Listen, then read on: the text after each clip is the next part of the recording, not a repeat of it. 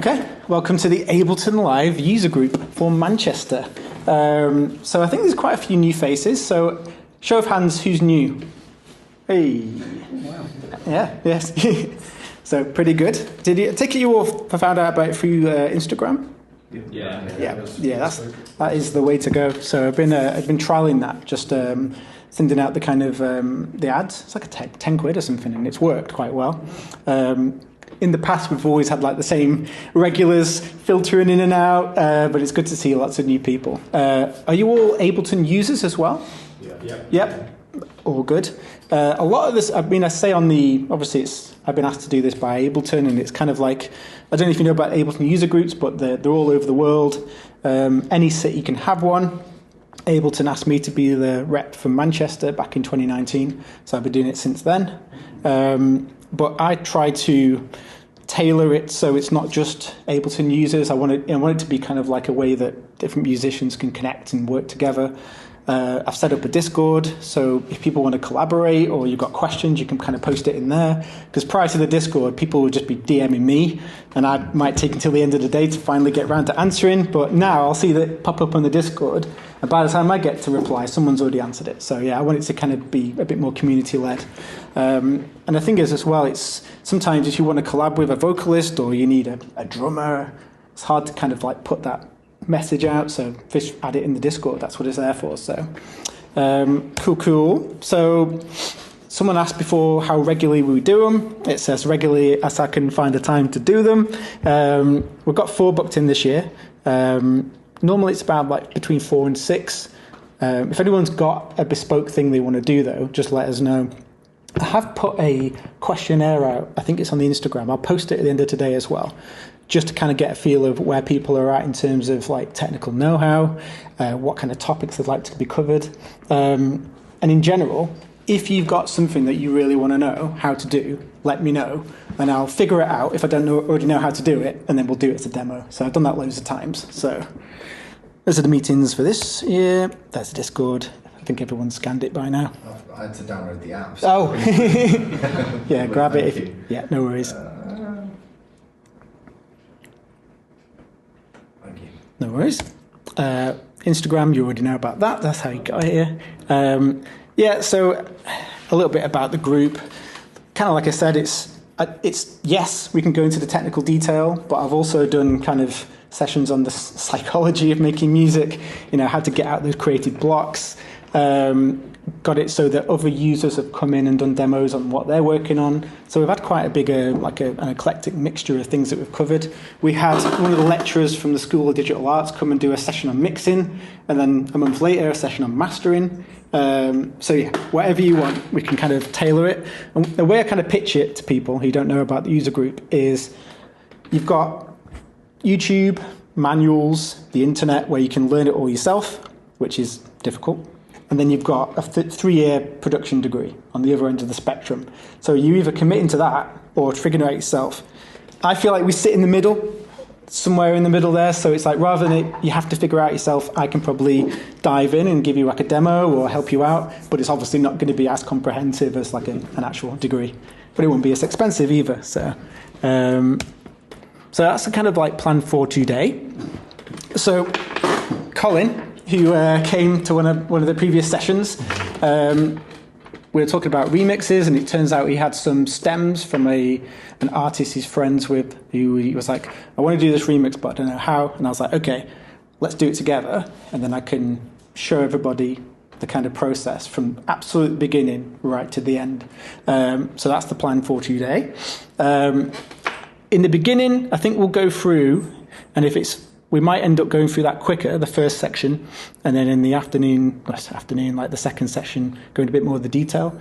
However, I think it's worth going through the preparation and planning. And this is for a remix, but it applies to everything music making. So yeah. Hopefully, this is what you'll learn today. I know it's a bit small, because you're going to learn so much. Like what is a remix? Some stuff, because I've been making music for so long, I have to remind myself that some of these concepts, to me, seem obvious, But for someone new, it's like, I don't know what a remix is or what's expected of a remix, or if a label reaches out, what am I supposed to do with it, or what should I expect from them? So we'll actually go through some of the basics and then work our way up to some of the more kind of complex stuff. So you get the idea. Okay, so shall we have a listen to what we're working with? So this is the original track.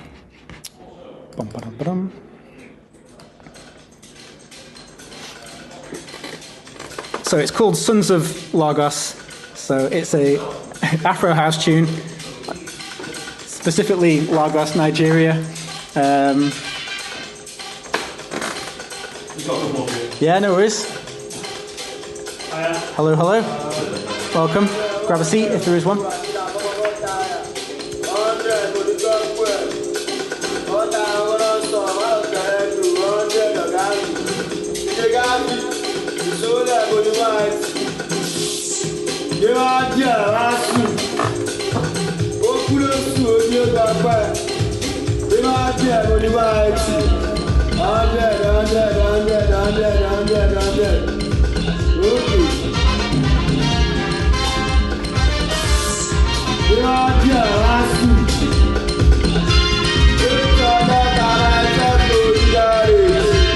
I won't play the whole thing, I'll scan through so you get a feel for what we're...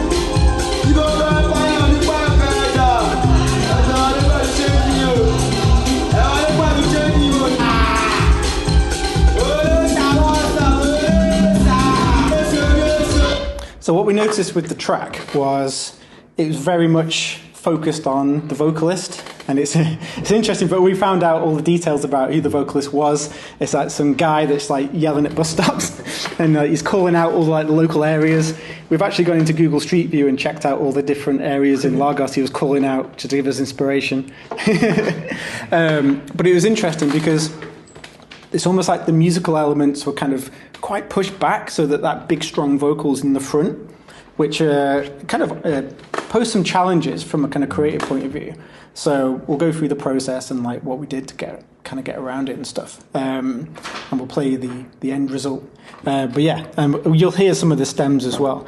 And when we downloaded the stems, half of that stuff that's in there wasn't in the stems. So in the stems we've got horns, which is great, one little guitar loop and the vocal. I think that was it, no drums. I'm like, okay. But that's good in a way, because we just did it all from scratch, so you'll get to see. So that's Gunjo, Nigerian, that's his bio. Nigerian, British, musical, thespian, author, academic. Okay, yeah, we get it.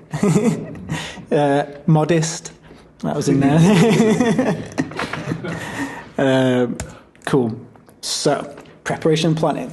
This is the first hour of boring stuff, but it's going to be good, I promise. You've got to trust the process. What is a remix? I mean, it seems, because I've been a DJ for like 20 odd years, I kind of just assume that everybody knows what it is, because from like being an electronic DJ and producer, it's so kind of ubiquitous.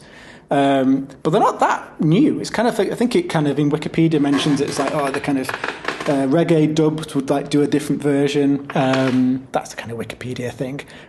From this perspective of today, I'm going to kind of just focus on the kind of contemporary style of a remix, where you've got an artist makes a tune, asks another artist to change it in some way, to either transform it musically or maybe give it like a wider audience. It's quite common these days to get like a dance electronic mix of like a pop tune, so that, okay, you can hear it on the radio, but then you can hear it in a club, basic things.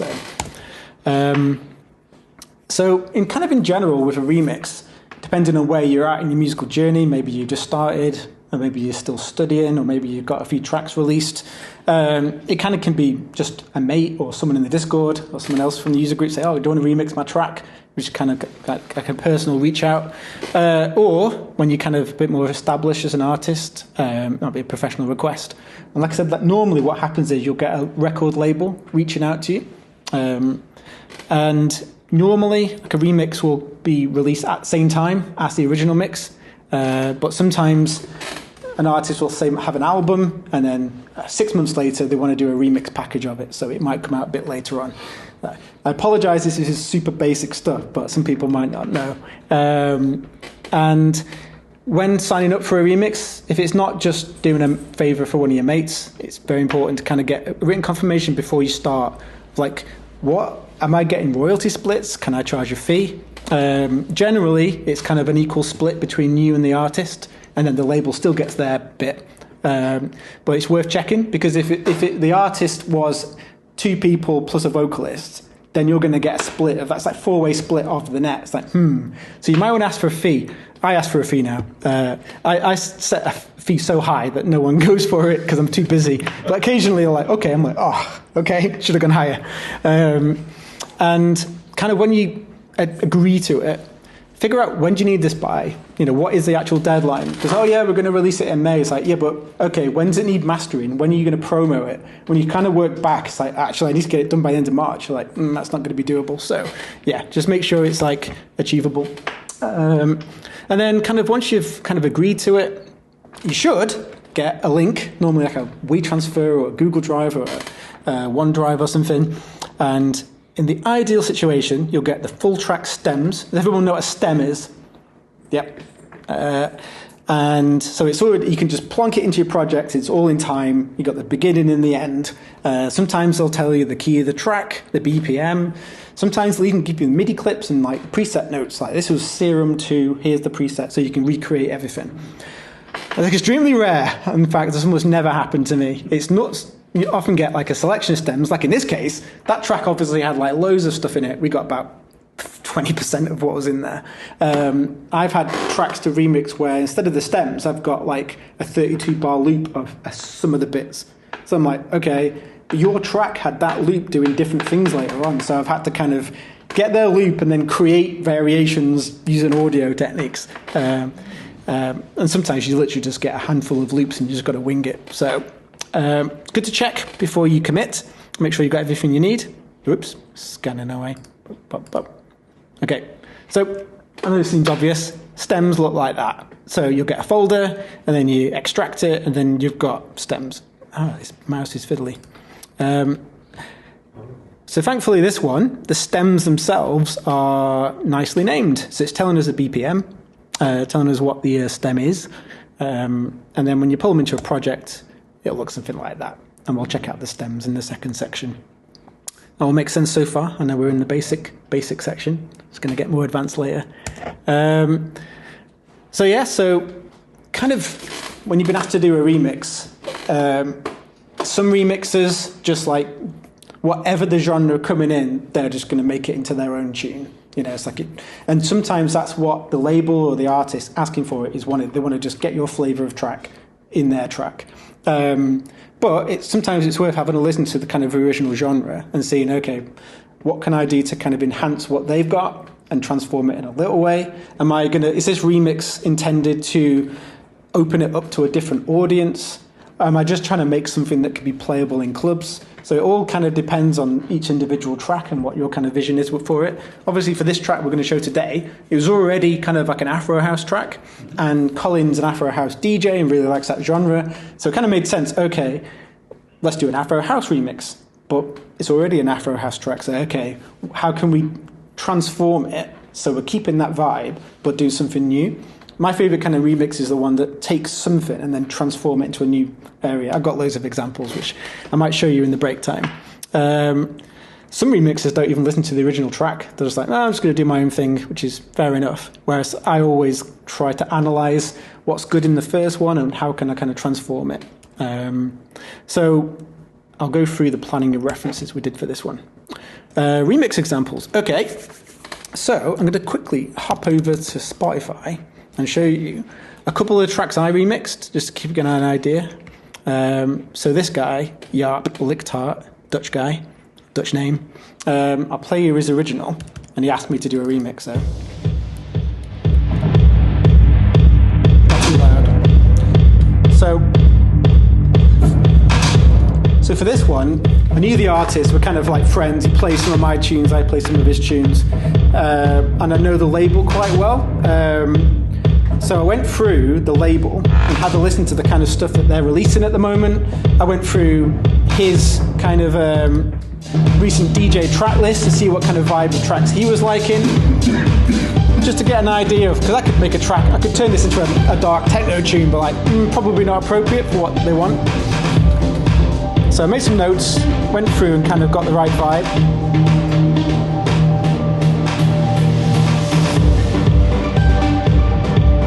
So for this one, I didn't get the full stems. I had a few little bits and bobs.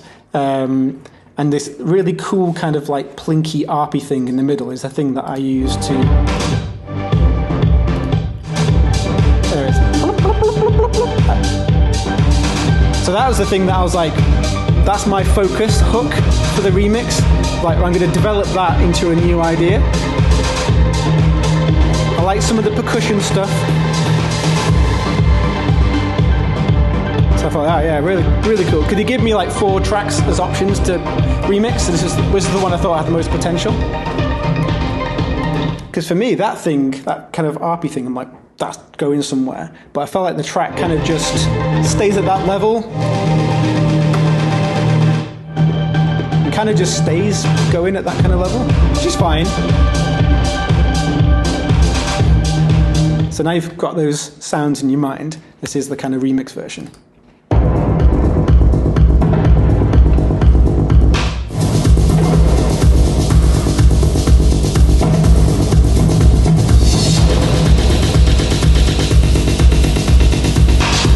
So that's his original percussion.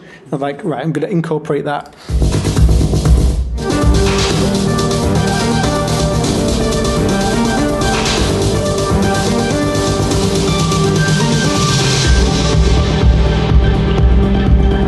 There's the plinky arp from the original.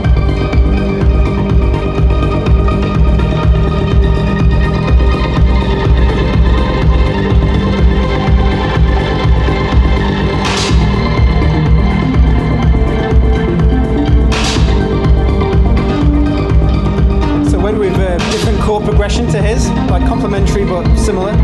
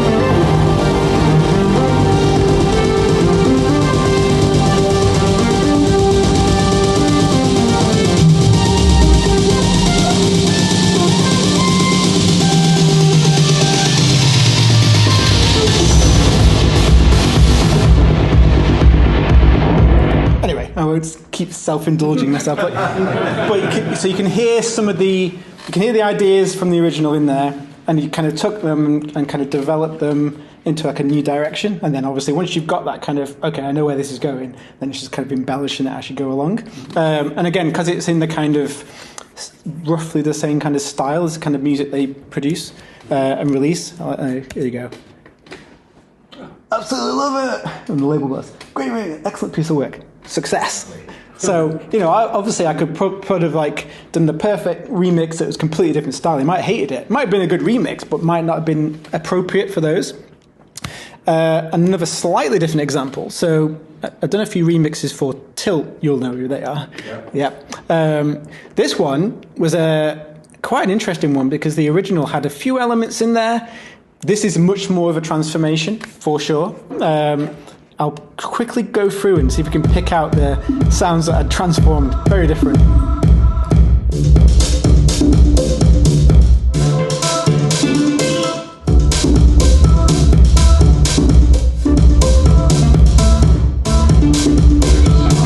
Okay, so if you can hear that really quiet vocal.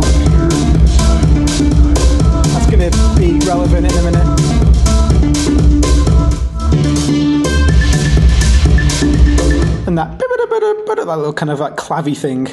I think that's the only two things I use from this.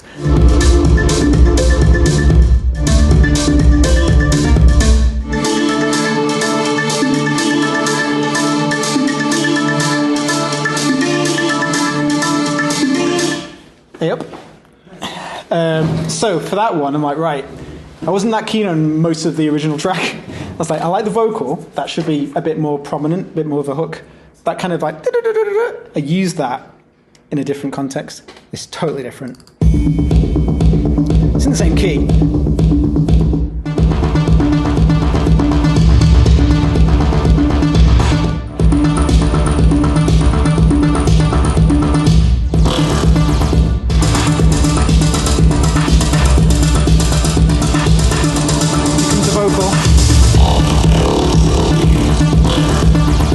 Louder, vocoded. Let's go.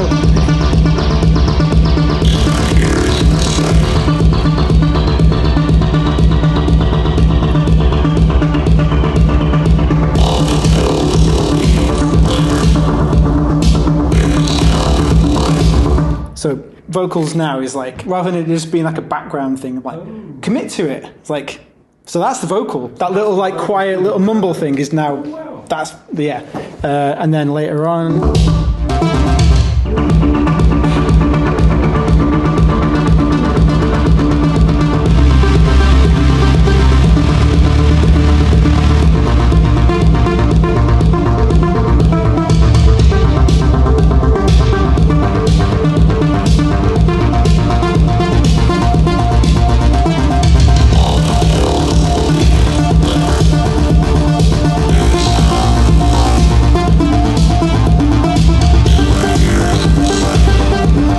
Because we've got that vocal going in a vocoder, we can now match the vocoder notes to the rest of the track, which is now changing.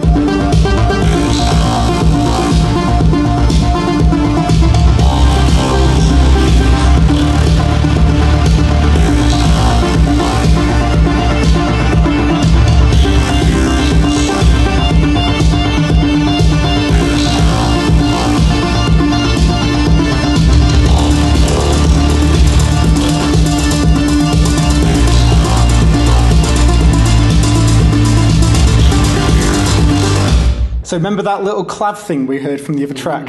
Ready? Here it comes. There it is.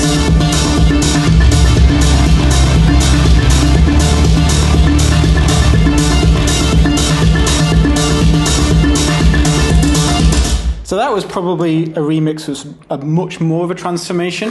It's like figuring out, okay, because sometimes you'll get a track that's just not very good, or to your taste it's a bit bland, or you're like, it's not really doing much, this one. So then my favorite thing is like, right, pick out something and really transform that into something new.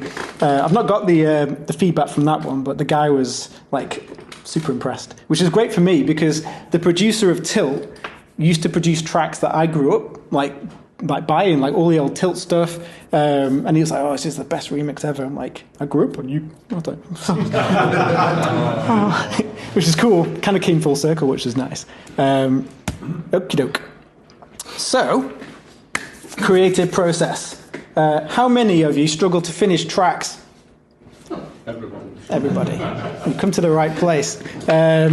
So this is a bit of background, and this isn't, I don't expect anyone to get a small violin out. It's not a sub-story, but it is relevant. So I've got a full-time job that isn't music-related. So I'm doing full-time music and full-time day job. Since August, I've been doing 2 full-time jobs because I got a new job. They didn't replace my old job, so I was doing that. And then it's just been bonkers. And in the past, whenever kind of like work, life got in the way, music would always be like, oh, I'll do music when I'm less busy, or I'll do the music when I've got less on. This time I'm like, no, I'm sick of that. I'm going to do music no matter what, which I've done, which has meant I've been surviving on about 4 hours sleep a day. I've done like 110 hours overtime this year already. It's been bonkers. Loads and loads. I was supposed to do like 10-hour days. I've been doing 16-hour days. Like I said, it's not a sub-story, but this last 6 months, when I've been the busiest I've ever been in my entire life, I've been more productive than I've ever been, whenever I even have like loads of spare time. And it's because I've had to figure out how to be efficient with making music. I think it was like a couple of sessions ago, we did something on like generative music and coming up with kind of like creative ideas and stuff like that. That is part of it. And I think a lot of people can like kind of generate ideas, but then they're disorganized. Or maybe they're organized, but they're not creative. Maybe they're creative and organized, but don't finish their music. I'm going to share with you my master plan because it does work. So like in this last 6 months, I've like produced music for like 2 other artists, probably finished about 4 or 5 tunes for them. I've got my 2 tracks signed to Camel Fat's label, which is quite a big label for me. Doing the Ableton Group as well, and I'm mentoring somebody else as well, and working 2 full-time jobs. So it wouldn't have been possible if I was still doing it my old, just half-arse way. So it proof's in the pudding. Trust the process. Obviously, we're kind of talking about remixing today, but it applies to making your own tunes as well. Like I said, done all sorts. Here we go. The name's a work in progress. I know it's a bit cringy, but what I found is it's really important, and I think 3 is the optimum. I don't think you need a creative quadrilateral or a creative pentagon. 3 is plenty. And what I think, and this is how it's worked for me, it's splitting my time, experimentation, creativity. So that's like playing around with new synths, like, putting loads of effects on things, creating generative racks, plinky plonky, this is great, I'm enjoying this. Great, it's good to enjoy music. That is part of it. But admin and organization, everybody I've worked with so far is disorganized as heck. You need to be organized, and I'll show you in a minute why. And then the red part of the triangle, focus and finishing, which everyone struggles with. Hey, you're right. Why I've got it in this kind of like nicely colored triangle is you kind of want to separate these 3 things. So, for example, when you're focusing on finishing a track, you're working on the arrangement, you're drawing in the automation, you're making commitments. That isn't the time for experimenting and trying new ideas. If you get inspired, which you will, park it, save it for later, write it in OneNote or on a notepad. It's like, right, that's a cool idea. Drag the instrument into a folder, save it for later. Don't get distracted. Also, when you're focusing and finishing, what you don't want to be doing is like, I need a new snare. Spending half an hour looking for a new snare drum. It's like, okay, I'm derailed now. Making music's all about, getting that flow state, that momentum. And it's so easy to get derailed from that momentum. And then you're like, this isn't very good. And then you're, I'm gonna have a cup of tea. I'm like, I'm just gonna. Too late. You've lost that. It's hard. I think the problem with music is that, like, the creative stuff's fun. The finishing stuff is nightmare. It's horrible. And the thing is, if it was easy, everybody would do it. If it was that easy to make tunes and get them signed to the biggest labels, everyone who's interested in music would be signed to every label. They're not, because it's hard. But it's possible. I've done it, so it is doable. Okay, so let's have a look at the experimentation and creativity side. So in Ableton, I tend to do this mostly in the session view. And again, don't get distracted on making a tune. So this is one of the things that happens to like people I mentor. They're like, I've got a creative block. And I'll set them a specific goal. You cannot make a tune for the next 3 months. You can only experiment. And within like 2 weeks, I've started making a tune because they're inspired. It's like, no, wait until you've got all the other ducks in a row first. It'll make it easier to finish. Train out melodies, harmonies, open-minded, freeform, sound design. I've got an asterisk there because you can play around with the sound design, but when you're organizing what you created, that goes to the admin part. Don't get them like mixed up. And I kind of see it this way, in my session view, I'm creating like a palette, a bit like an artist, create a palette. Same with remixes, same making my own tunes. I've done a whole like 16-hour day just generating an entire palette of ideas. And then the next day, I've turned it into a tune. So I made a track in a weekend. But I separated the experimentation and creativity. And then the hard work came the next day when I was focused. Most of my tracks, I probably create like, say 100% of the sounds in there, and like 10% make it into the final tune. But then you've got like your own sample packs, effectively. And almost what you're doing is you're creating your almost kind of like tailored samples. It's like you've got a sample pack off Splice, and it just so happens to be perfect for your track. That's what you're making. Admin. Haha. This is the bane of everyone's existence, but it will save you, I wouldn't say hours, it'll save you weeks of time. It's completely revolutionized my work because I'm obviously making my own music, but I'm producing for other people. They'll be either with me in person or they'll set me like, okay, can you get it done by today? And I can't be, I'm getting paid, and I charge quite a lot. So I want to make sure I'm making the most of my time. So things like effects racks, instrument racks, percussion racks, which I'll show you today. I use, now when I'm starting a new track, everything gets its own percussion selector rack. I'll go into that. Making your own kind of chord sets using expressive chords. Finding and analysing reference tracks, very important. When you're starting a new project, basically the world's your oyster. You start with that blank Ableton project, like, right, I'm going to make a track. It's infinite. You have to be able to kind of narrow that focus in, and having reference tracks and things analysed beforehand and notes helps. Yes? Is it any possible to get a copy of your presentation? Yeah, absolutely. Yeah. I'll upload it, no worries. Again, music admin, sound design sessions. So, for example, I spent a whole weekend once and I dedicated it FM. I need to make an FM certain sound, and it took me 48 hours of fiddling around, and then I got it. But now I've got folders full of FM. So whenever someone's like, "Oh, what do we need?" I'm like, "I think an FM stub would work." I've got 15 ones ready to go, and one of them will be close enough. Track scaffolding. I don't know if it'll let me. I know it doesn't zoom there. Track scaffolding has been a game changer. I used it in this remix. I'll explain what it is later, but in summary, when you're starting a brand new track, and if you're an electronic musician, you're basically having to do everything. You're the drummer, you're the bassist, you're the lead guitarist or equivalent of. You're writing every part of that. So if you're in a band and you play the guitar, you can jam with your friends, they're going to play the drums, someone's going to play the bass, and you kind of coherently kind of just get that momentum going. If you're an electronic musician, you're like, right, I've got to do the drums. What do I start first? And you might spend, 8 hours coming up with a drum loop. Then you go over and start making a bass line. You're like, that bass doesn't quite fit with the drums, but I've already committed 8 hours to this drum. I'm kind of it's a sunk cost fallacy. And you have to be willing to just scrap it if it's not working in your track. But if you spent 2 days working on the perfect drum loop, you're not going to scrap it. So scaffolding, you basically stem extract all your reference tracks and have it as starting points. So if I'm going to make a bass line, I'll just pull in something in the similar genre, just the drums, and work on the bass. And then when I've got the bass sorted, I'll delete the scaffolding and build my own drums, which will work now in the context of what I've already created.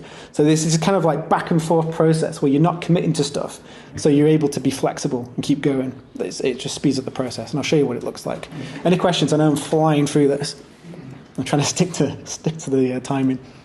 Is that all good so far? Is there more detail, I guess, you're talking about organisation and effectively. Yeah. Is there more detailed steps under each of those? Yes. Yeah, so in the second section, when we go into Ableton, I'll kind of show you how it breaks down. I have done some organisational sessions here before, and I'll pick out I've got the slides for those as well. Go into the detail of how to use the favourites, how to create your own kind of instrument racks and organise them, macro snapshots. So yes, I've got a bit more of a detailed slide from a previous session, which I'll share for sure. But we can go through it today. Like I said, any questions, anything, just let me know. If we've got the place until 6, I think. So if we want to keep going and go into the details, no problem. Anyone, feel free to ask questions whenever you like.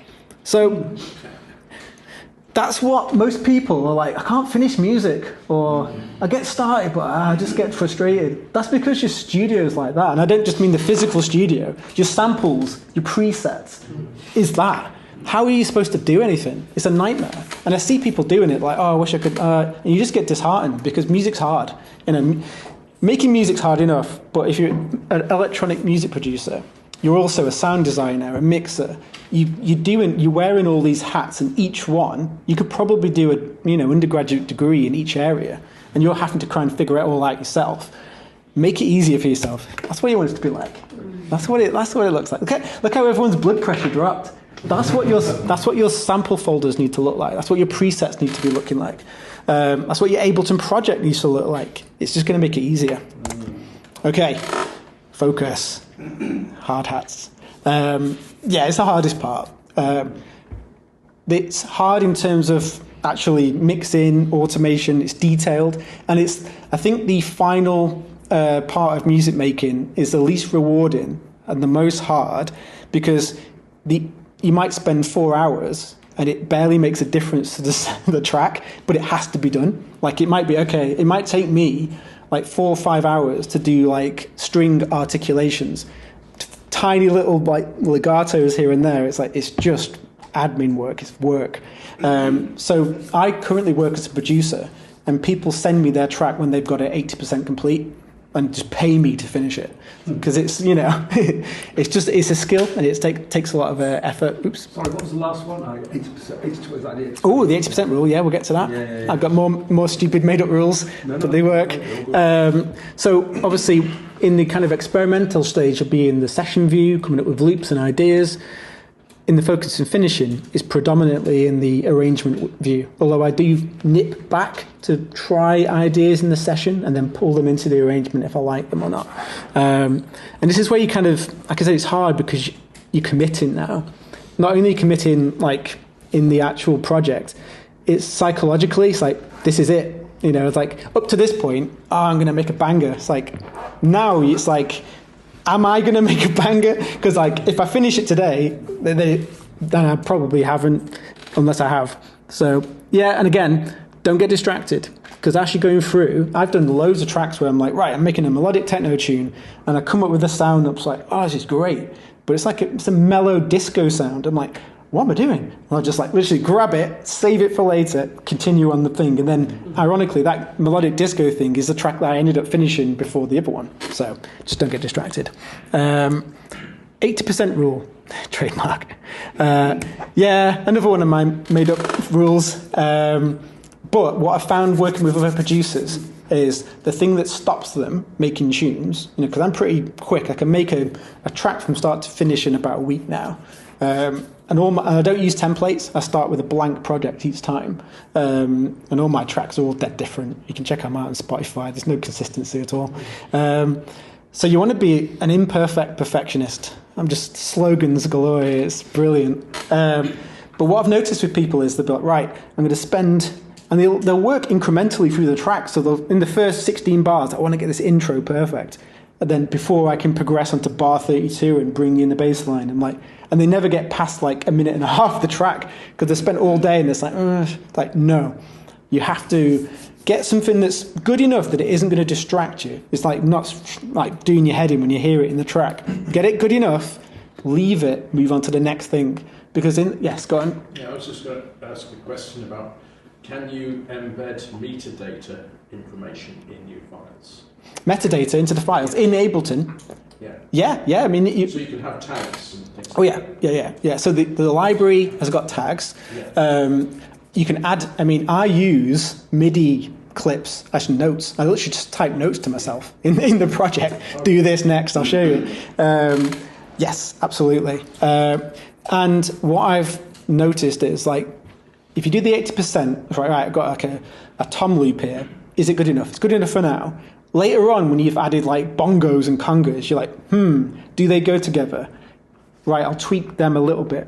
Okay, that's better. Now the congas need changing. Tweak that. And that slightly iterative tweaking is so much faster. Because it's like, if you spend 5 hours getting the perfect tom loop and then it doesn't gel with the next thing, then you're trying to like, push a square peg into a round hole. That's where the frustration kicks in. And then you're like, I'm going to EQ that for a bit. It's like, no, just scrap it, do another one. And what I do is use macro snapshots in my MIDI devices to quickly grab a few different variations. And I just bounce everything to audio now. And just so I've got basically 5 or 6 loops that are roughly right. And then when I'm ready to commit to the next section, I just pick one of those loops. And if I need to go back to the MIDI, I've got it. So there you go. Yes. Maybe later, would you be able to show us maybe the transition between session view and arrangement view, and then you mentioned you can go back to session view. Oh yeah. I think that would be useful. Yeah, that's the thing I've noticed, that Ableton users, like, they don't realize how they'll either just use a arrangement window, or they'll use session, and they're like, right, it's time to go to the arrangement. Put it into the arrangement and never go back to session. It's like, no, the one thing that Ableton's got over everything else is the fact that you can go back and forth. It's the best. Because like it's a bit like, you know how people use those take lanes occasionally.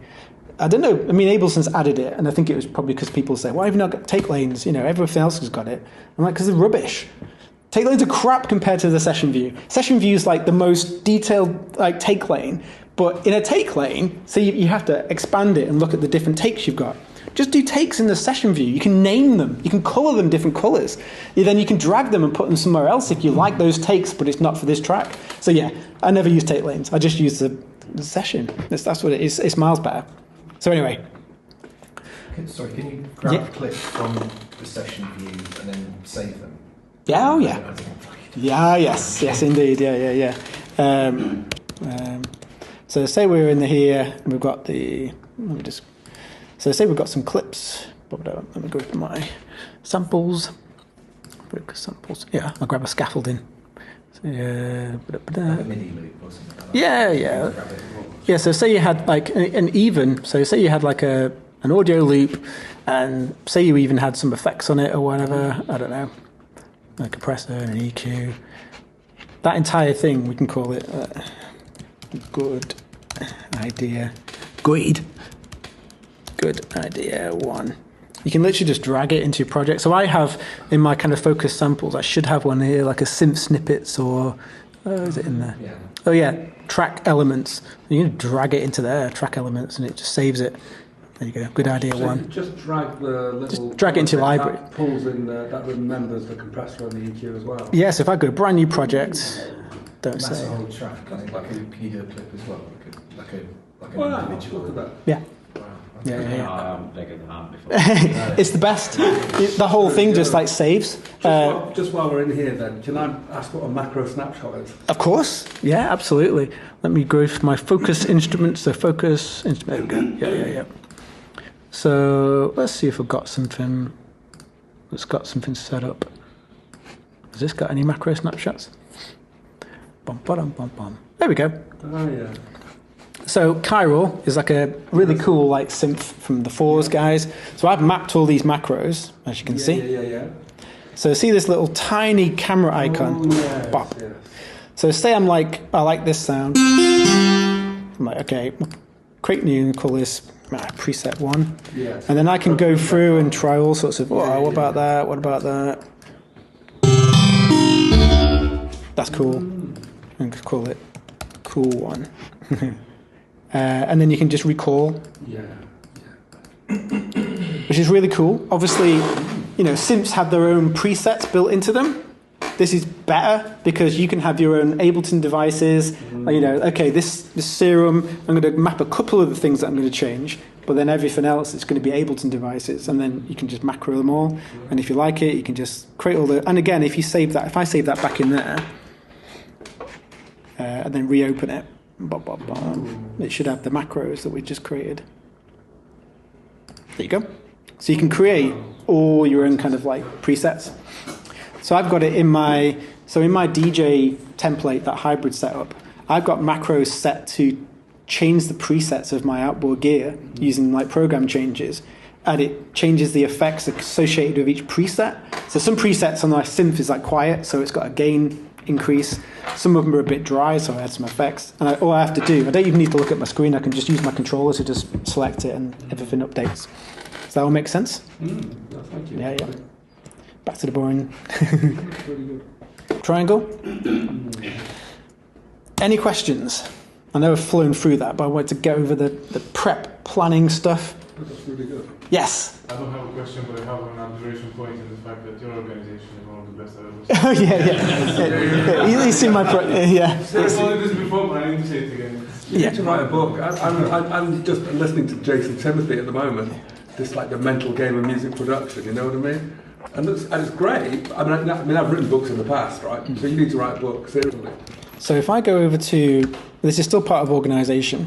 So because I work at uni, I get OneNote. It doesn't really matter what you use. So this is my production OneNote. This is kind of like this is my daily tasks, just so you know what my days look like.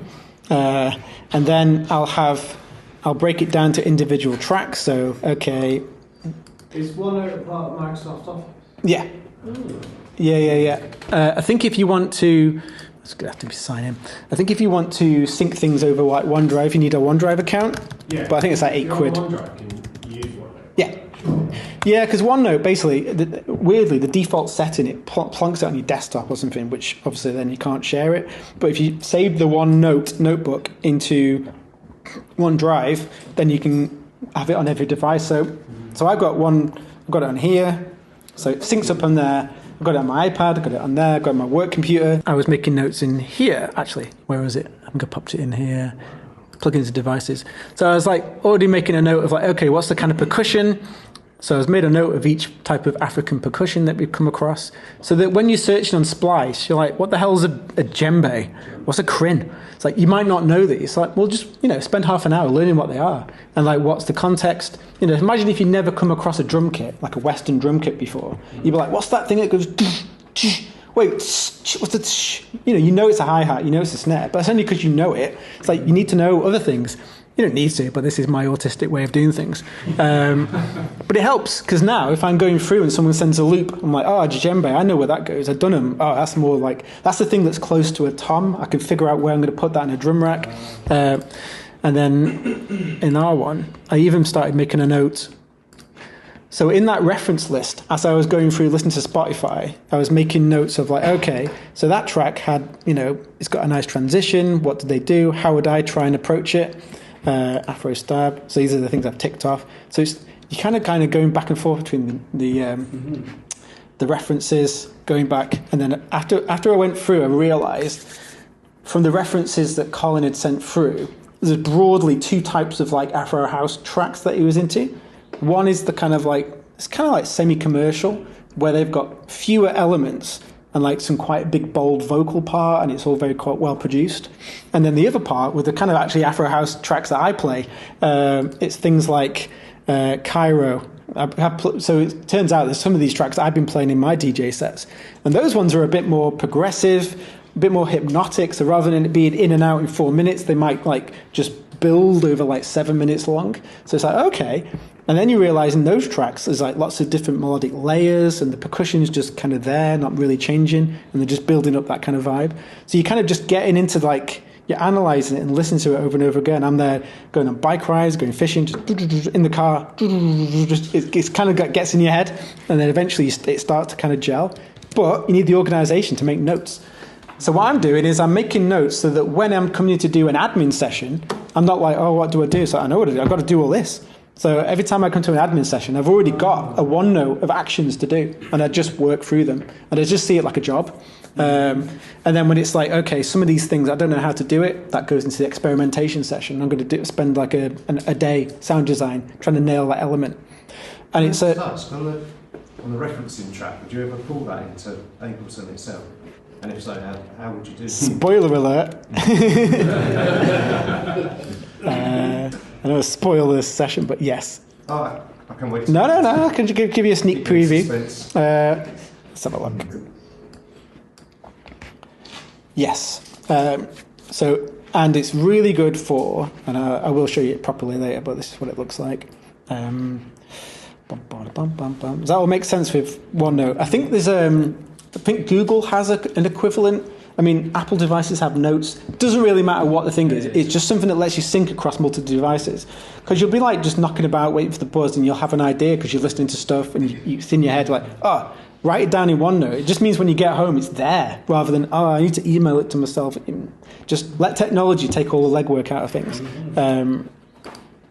So yeah, here we go. References. Bop. There's the reference tracks. So I picked 3 suitable ones out of that playlist here. So you've got those 2 and this one. Is those 2 and this one. And it was interesting because the first 2 were more like the semi-commercial ones, so the structure's in and out, whereas that's the one that's a bit more of a long, progressive-y one. And beat match them. Yeah, obviously, I warped them, brought them in. And then, again, I'm getting a bit of a head, but I'll show you quickly. Then I use this, so it's just a MIDI track, and I use it to create notes. So I don't know if I can zoom in a bit more if you want. So going through the references, you can kind of see, and you can listen to them as well. Okay, that one's got like an intro-y bit. The percussion's there, but the kick's kind of like high-pass filtered. Same with that, you can see the waveform.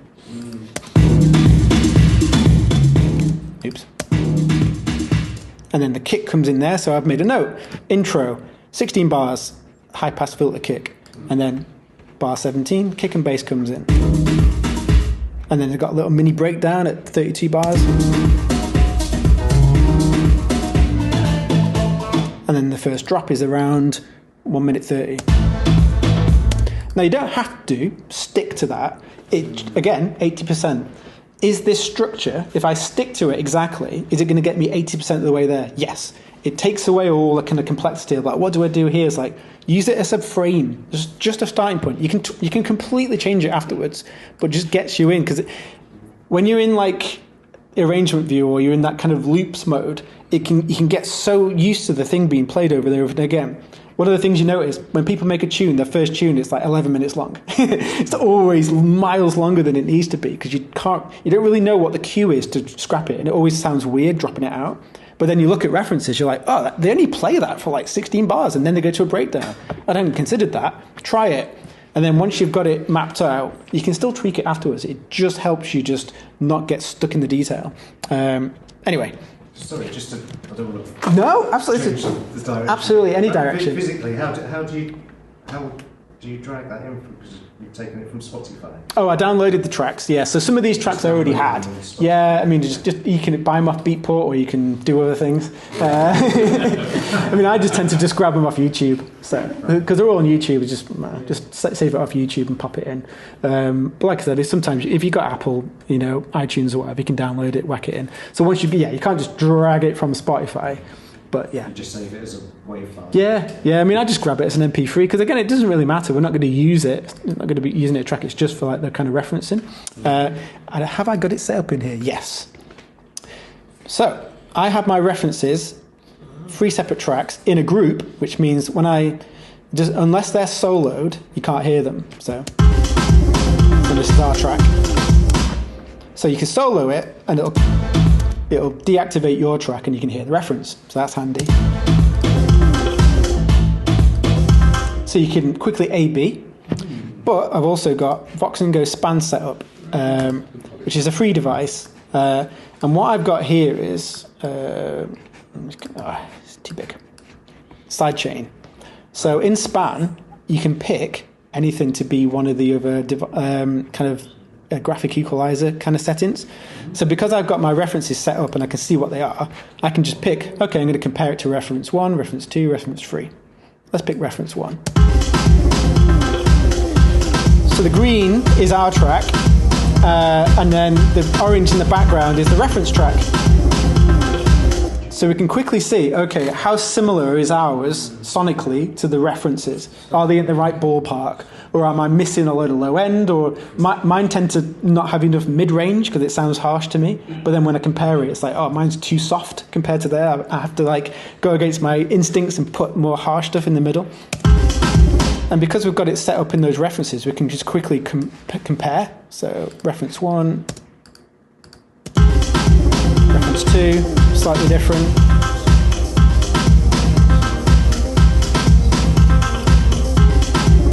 Yeah, not bad. So just a handy way of quickly cross-checking, make sure you're in the right ballpark. You've got a huge list there, so have you gone through the various... Oh no, so in that sidechain... Afro things sound like... No, so that sidechain is everything in our project. That's what I was going to say. Oh, I see, so it automatically does that. Yeah, automatically just... I was just wondering, it's like, I need to create a database app. No. So I've got to A/B mine against something else. Yeah, I see. So you can, So that's allowing you to compare 2 different tracks, full spectrum? Yeah. That's great. Yeah, it's free. Where's that available? It's free. Vox and Go's, it's just a Vox and Go's website. Yeah, and all you have to do, it's in the routing, so you can basically, I can't remember where it is, it's one of these ones, routing, there you go. So you just set, I think it's 3 and 4 to be the sidechain. You can just, I'll give you this project so you can just use it as it is. And obviously you can have as many references as you want. I picked 3. 3 is plenty. You can have 1,000 in there if you wanted. And then just pick the one you want to cross-check it with. So just it's just quick admin things that just make it a bit easier. just again another elementary question. Yeah. When you've got your reference tracks, because I know that there are popular forms that are kind of within a genre. Yeah. Did they did the ones that you picked naturally fall into those different forms into various sections, or did you, like say, we'll take that 8 bar, I presume you approximated? I'm just curious. It's the other way around. It's the references that led the... So these references came first. This is all like straight with no editing. I'm asking if you edited the references to the foot. Did you... No, the project has been aligned to the references. So this was like, imagine we didn't have this, it was nothing there. I use those references to kind of like, okay, that goes there, that goes there. Yeah. I see. Yeah, absolutely. So they all have exactly the same structure. These two, I mean, if you notice, it's the same artist. So this guy's obviously got a template that he uses because they're very similar in length, the breakdowns. And then this one's the wild card, which is slightly different. That's got like a, and again, because it's more of a progressive kind of, this one has it's a 32 bar intro, and it's just a 32 bar build and a 32 bar breakdown, which we could have aligned to if we wanted to. But when we were starting to listen to like the elements of the remix, we kind of took a balance. So we basically went for the kind of structure of the more like commercially sounding ones, but the sounds from the more hypnotic ones. And got that. Okay, well, we'll play it in a bit. Yeah, does that make sense? Yeah. We've kind of skipped ahead to the spoiler alerts, but that's all good. Any more Ableton questions before we have a break? It's just around your creative triangle. I know you have 3, but I'm assuming you don't spend equal time on each element of it. It's like... Let's have a look. Let's remind myself what's in there. No. I should have mentioned this as well. I find that my natural working kind of capacity is different depending on the time of day, how tired I am, how rested I am. So I tend to be the most like productive first thing in the morning, like 4 in the morning, and then I tend to work better in the focus and finishing part when you've got maybe 6 to 7 hours uninterrupted that you can just get going. Because what will happen is when you're trying to crack a difficult problem, it might take 7 hours and 50 minutes, and if your session's only 7 hours long, you'll finish that session having not cracked it, and it'll do your head in. You're like, oh, I'm crap at music. It's like, yeah, if you just persevered another half an hour, you might have figured it out. So it's hard. I know it's hard to kind of fit in at that chunk of time. But if I could do it, you definitely can. I don't have time. So if you have to wake up at 3 in the morning, do it. If you've got that chunk of time. Then in the evenings, after my 17-hour day, I'm literally passing out, feeling like shit. I can do admin. It's like I don't have to be creative. I don't have to be inspired to sort samples out, create folders, go through presets. That's a saw wave. Okay, that's a square wave. Doesn't require any creativity. I can be listening to a podcast at the same time. You get your admin done when you're the least productive, least creative. Because I always make the example, like making music's a nightmare. Imagine your favourite track of all time, and imagine putting it on loop from 6 in the morning until 6 at night.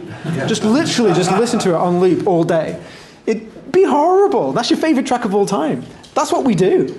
You just listen to it. You can't see the wood for the trees. After like 12 hours, you're like, this is terrible. I don't even know what music is anymore. It's like, of course. It's like it's completely natural. So it's understanding like your complete perceptions will change throughout the day. As soon as you feel like you've lost kind of like perspective, do something else. Do admin, even experimentations. Like, right, I'm parking that project. I know what needs to be done. I'm going to save myself until I've got the energy. I'm just going to do something completely unrelated. I'm going to experiment. I'm going to play with a synth, even if it's nothing to do with my project. Because then you're like, I do actually like music again. I thought I hated it and myself and everything I've ever made. It's like, no, you just need a break from it. So yeah, in terms of time, it depends. Yeah, I probably spend most of my time in the bottom 2 and less on the experimentation and creativity, only because I've got work to do and I just have to focus. But then, for example, I gave myself the whole of Christmas to do the top part. I'm like, I'm having 3 weeks off. All I'm going to do is the top bit. Ironically, in that part, I figured out loads of stuff that I'd been like doing my head in. How do I make that sound? I just stumbled across it because I allowed myself that time. But I didn't have any projects to finich then, so I could justify it. Any more? The top part. Once you've got a selection of one shots, loops that you love, you just revert and use them over and over again. Yep, it's very important. This is why I've got these stupid arrows and in this weird thing. But there's no point in experimenting all day, even for like a whole weekend, coming up with great ideas, if you can't save them and find them when you're focusing. It's like, I'm sure a week ago I made this cool sound. Like, where is it? I don't know. It's somewhere. I think I can do it. Done. So they all kind of work together in a way. You have to be organised with your creativity. Most musicians are creatives, but they're just disorganised, unreliable, and they've got no focus. I think I do a start from scratch every bloody time, apart from samples I might have grabbed in the past. From a patch point of view, from the building up of the sound, it's always, I sort of feel, that's where you have fun. But, but one thing I've massively learned is that you can build up your own sound. Yeah, and it's up to you. And it's up to you how much you want to kind of create like templates. So I now pretty much like, if I want to make a sound, I'll just start with an init patch and then just build it up. But if I want an FM thing, I'll have some preset starting points. So even if it's just something, all right, I want a 3 oscillator FM synth. Okay, well, I don't want to have to keep setting up the mappings each time and the envelopes. So just set up the basic part and then pull that in, and it's a starting point. So a lot of my kind of like presets that I've done in my organisation, like FM, let's have a look. So there's like a few different bits. So each synth has got some ultra, I've got some starting points, serum, I've got some starting points, sample-based ones, I've got some starting points. And then I'll use them, again, 80%, close enough, I'll tweak it later, get going. Because you pull it in, it's like, actually, that's not the sound I'm after, bin it. So you've not spent 2 hours with something that you have to ultimately bin.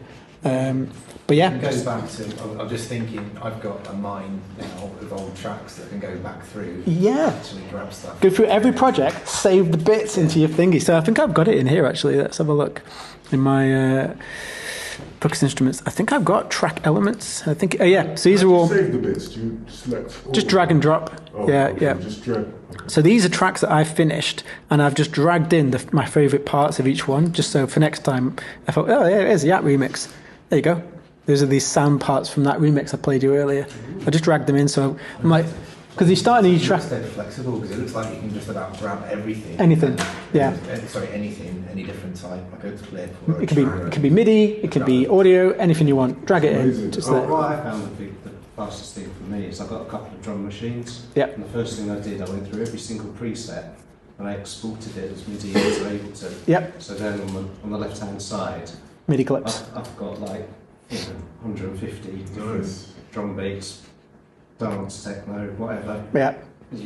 And what I noticed as well, David will make his own sounds. Oh yeah. So, like the eggs. Do you remember when you had the eggs? Yeah. Actually, I brought them with us. Yeah. So some of the percussion is here was like we've got like little clavs, little wood blocks, some shakers. So I'll show you what they sound like in a bit. Is anyone ready for a break? Oh yeah, we'd made it. Is the bathrooms just there? Yeah, they're just down the corridor back towards reception.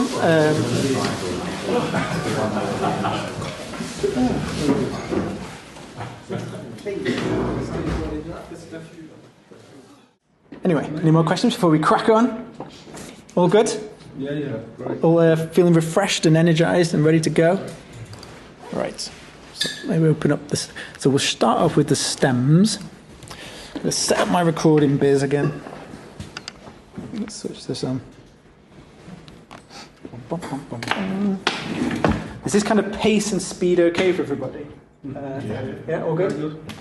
Like I said here, any questions, just put your hands up.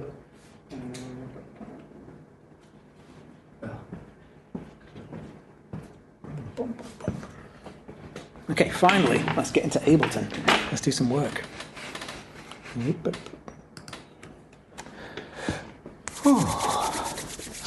So, we kind of touched on it before. This is what the stems look like.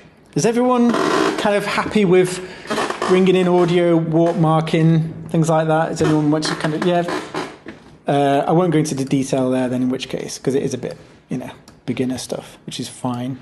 So those stems that came through, which I kind of showed you, was a file full of parts. We had the guitar, and then there was like tenor sax, different parts. There was trombone, So what I've done, I've like, okay, let's group the tenor sax stems into a tenor sax group. Same with the trombone. There's the vocal, so loud and clipping. So we'll figure that out later. And then guitar. So that whole track has got this little bit of guitar in there. So this is like the beginning part of doing a remix. You'll have all your parts. Like, it can be overwhelming because there's a lot of bits and bobs. So first thing I did was just, rather than dealing with this in a project, I just extracted them. I just bounced them. So I thought, right, you know what? I'm going to work with these horns together. That's cool. So what I did was I just bounced. I literally copied it, bounced to audio, or render it. Is everyone familiar with that? I can show you if not. Let me just grab this. I'll tell you what, let's put the horns in one place. This is an old version. So if I group that, call it horns. Horns, solo. Find where the horns begin. About there. So all you need to do is just like highlight it, loop it, and then render it as a separate audio file. You can bounce it to audio as well, but that did it for me. And I did the same with the guitar. Just rendered it. So then, in my remix project, I'm not having to wrangle all these stems, making sure if I chop something out that it's like, oh no, I need to paste that across. Just bounce it as like an audio loop. Later on, you can bring the full stems in when you're ready, once you're committed to the arrangement, and then just paste them back in again. It was just a nightmare trying to work with stems. Yeah? You know when you were bouncing it to the audio file, what command were you putting in? Oh, sorry, Command-Shift-R is render. Even though it's export. E for export, but it's R for render. Yeah, and to create like a WAV. It doesn't matter. We're not going to use it in the final mix. It's just like a placeholder. It's a bit like proxy media if you do video editing. Another nerdy thing. As long as that channel's soloed, yeah, then it'll only export that channel. Correct. Yeah. You can do it this way. So since the latest version of Ableton, you can actually just copy and paste bounce audio. Let's see if it works. Let's see if we... Where does it begin? There we go. So if I go there, so if I copy the actual group, let's do that. Command C or copy, right click copy. Now, in an audio track, I should, in theory, be able to paste the bounce audio. Whoop. There we go. Oh, wow. Yeah, that's been a massive game changer for me. There you go. Bop. There's our horns. Let's see if it's worked. You can do it in the session view as well. Same principle. You can just grab anything. It can be MIDI. It can be MIDI and audio. It can be all sorts. It'll just paste it.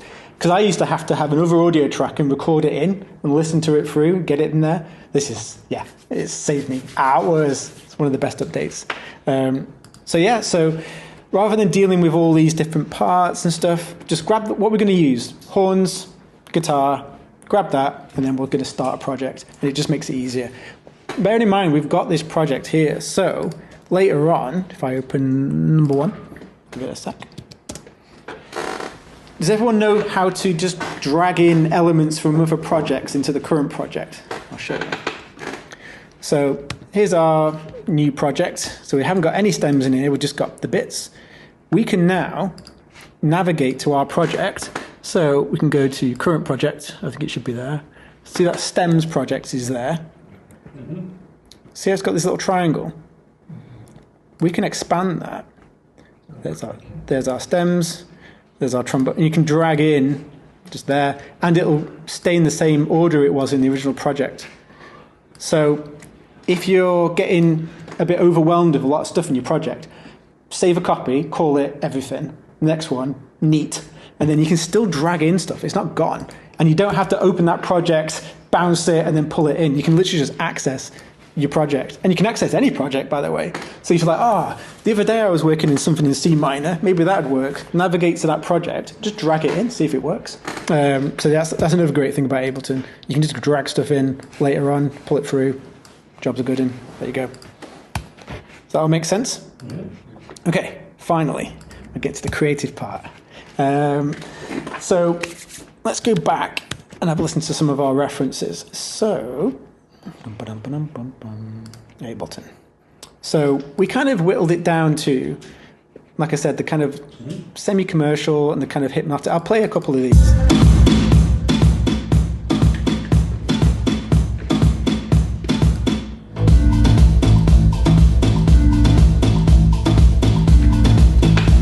Kind of listening out for like, okay, you've got this quietest, like distinctive Afro percussion. Okay, right, I'm going to need something like that. I've got some clangy, cowbelly things higher up in the mid-range. Some cool, like, it's all very rhythmic. So once you've established what the kind of like focus of the rhythm is, a lot of these synth elements follow the same pattern. Okay, we've got like a nice white, noisy, reverby riser. We'll maybe have one of those later.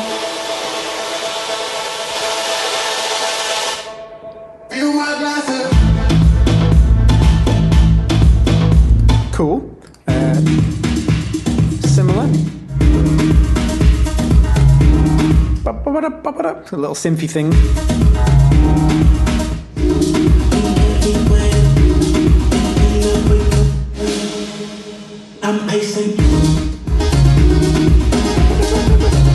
Cool.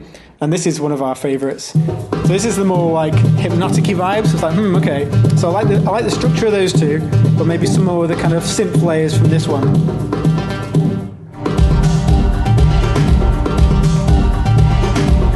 I'm listening in the background. There's some kind of like just one note ambient thing. There's just like a tone in the background. Just like, nice. Little chord pad change in the background. It's very subtle.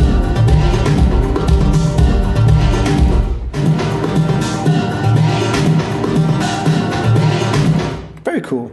Remember the track Bad Man? Is that in there as well? Remember that one? Is it? It might be in your one. I can't remember. Did we add it in the end? I can't remember. I think we Oh, that one. Shake that baby down.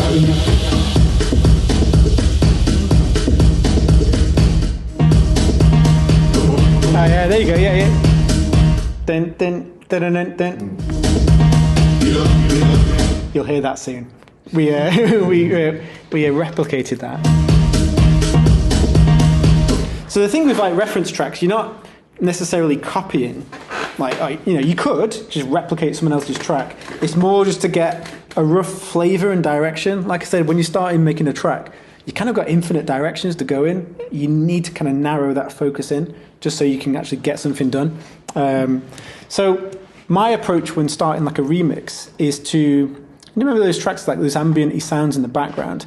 I like to use some of the elements from the original track and create some kind of like ambient elements from that. Even if you don't use them in the final version, they can be quite cool and inspirational.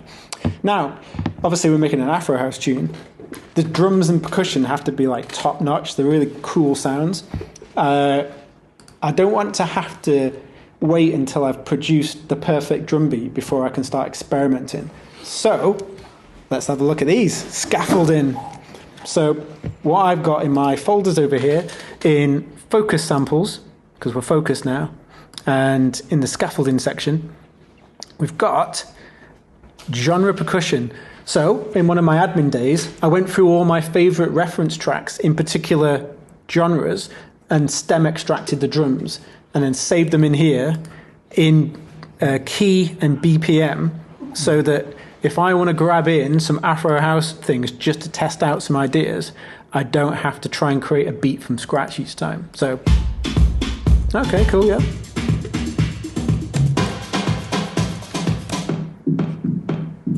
So I've dragged those in over here so that we're not starting from scratch.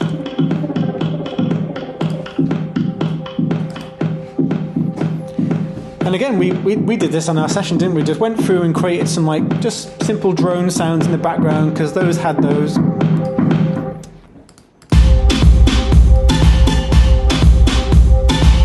Cool. So just to fill out that kind of zone and get it in the key of what we're working in, so we can kind of get a feel for it. I brought in the horns, which now is just that loop that we bounced. So we're not dealing with all those stems, and we can just have it in the session view. Obviously, it'd be a nightmare to work with like 10 stems in the session view. You'd have to have 10 tracks and launch them all at the same time. Just makes it easier. What do you do? Just bring in one of them? Yep. I bounced them all into one file, and then we brought in that bounced file. Yep. got the guitar. So what we did, create a bunch of guitar ambiences. So I got the guitar here, you can see it's got a big old chain of mad stuff. And we recorded just a bunch of little bits and bobs. So we've got, let's have a listen.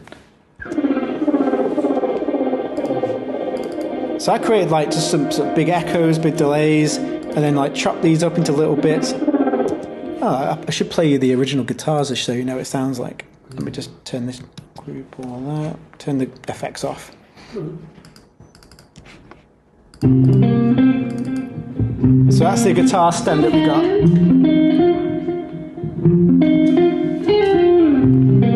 And it's whether or not we're going to use that full phrase in the track or we're going to use little bits and bobs.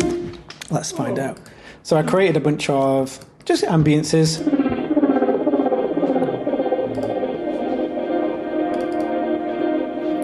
Get little different loops going. What about this one? It's kind of like a nice reverse one with some echoes and stuff.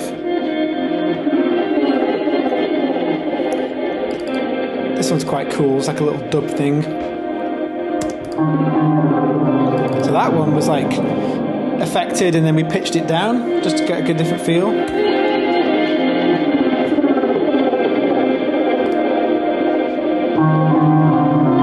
So that's all from that one stem. Now we might not use it all, but it's just to give us a little bit of a flavour.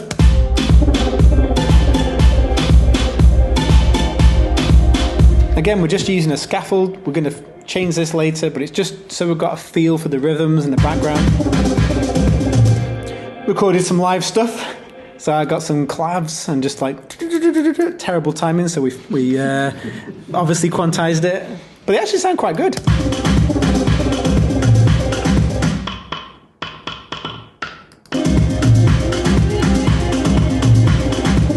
Bit of effects. And then we can say, okay, we've got some ambiences going, we've got some beats. Now let's go back and hear those horns in context. Did they work? Let's have a listen.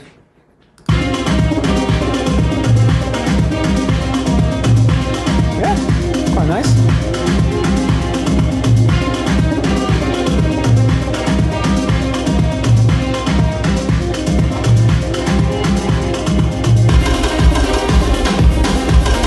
Yeah, so that's all kind of gelling nicely together. So to begin with, it's just about almost kind of creating like a bit of a, like I said, palette, a bit of a sound bed just to work from. Any questions so far? Ooh, that's really good. Do you always tend to create the ambience bit first before the? So yeah. Most people will get start with drums and then a bass line, right? It sounds like you start there with your drums with scaffold and then the ambience to get a flavour and then okay. Yeah, and often the ambience gets scrapped at the end because the ambience is like a little bed, because those ambience, I like to add little loops that are like off time, that things are like, and what will happen is your ear will hear like a dum, dum, dum, like a little melodic thing. You'll make that and then eventually just scrap the ambience. So won't you show us the effects chain on your ambience there? Oh yeah. Correctly. Which one I'm looking at? So guitar ambience, let's have a look. So I've got, again, admin. All of my effects I put into chains. So this one is another Fours device called Ego. I think this is free. And I have like these chains where I can turn any effect into a send effect. So obviously when you put an insert effect in, you got the dry wet mix. But when you turn the mix all the way up to wet, you can't hear the original. So I create this thing, which is a chain where the dry passes through, and then you can I've got it in like quotation, it's a send. It just means you don't have to, I almost never use send and returns, very rarely. I tend to have these devices, and again, these are saved in my admin section. So we've got a bit of filter, a send, echo, compressor. I think there's more on this one. This one's got a big chungus. So we've got return, which is another free echo, compressor, another echo, and what else we got? Oh yeah, pretty reasonable. I've got some mad chains in my focus effects, ambience and glitch. Glitch ambience. Can I just ask on that? Yep. Under your send return, you've got a list of various different things like dirty slapback. Yep. These are macro snapshots. So these. So I can show you. So here's the device, and it's just like you got feedback, I think that's like stereo, image, distortion, and there's a timing. So I've mapped the parameters of that to this. So if I change the feedback, can you see? In fact, I can do it here. So if I zoom in on here and I select that. So if I go to the feedback, here we go. Can you see that kind of changing? So that's because it's set to this macro control. All the parameters are mapped that I want to change. And then, because it's a macro, I can just change these. So it's effectively, even a device that doesn't allow you to have presets, you can create presets. So these are just effectively... They're your presets yeah. that are created. Yeah, device specific. Yeah, exactly. So yeah, cool. Any more questions? How do you extract the stems from a track? It's built into Ableton now, actually. Yeah. I thought it was into it. Yeah. I must admit, I still use Logic because Logic's is slightly better, I think. Well, Ableton's is fine for just rough and ready. Logic's one's a little bit better. But yeah, you mean if we had a track, let's see. It's literally just a matter of right-click, separate stems to new audio tracks. And it gives you the options. Yep. It's a new addition. So if that couple of updates ago it came in, but yeah, it's good. It's good enough. Because the good thing about Ableton is that if you warp mark the track before you extract the stems are warp marked. Whereas I do it in Logic, I've got to warp them afterwards. So, but yeah, all good. Any more questions? I know this is the beginning bit. Get onto the next part. Part 2: references and percussion. Bop. Did you play that guitar part, or did you just grab it from somewhere? That was from the stems. So that's from the stems. Yeah. I think you can just about hear it in the background in certain parts. Have a listen.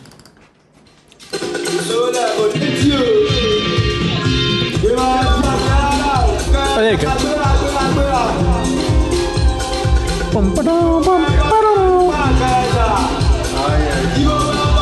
It's weird because it's kind of there in the background. Like there's all those other kind of keys and bongos. We didn't get those. Whether they're in an earlier version, who knows? But we don't need them. Characteristic of the style of guitar, isn't it? Yeah. Probably worth having. Okay, now we're starting to make some progress. Again, still all in the session view. So we've got our guitar ambiances, some temp bits and bobs, got our horns. But you can probably see now we don't have any scaffolding. So what I've done is slowly but surely kind of reconstructed the kind of beats. And here, so in this one, you can see my MIDI. This is where I've been creating MIDI parts. It's muted because what I've been doing is going through and creating loops. I'll show you what it sounds like. So,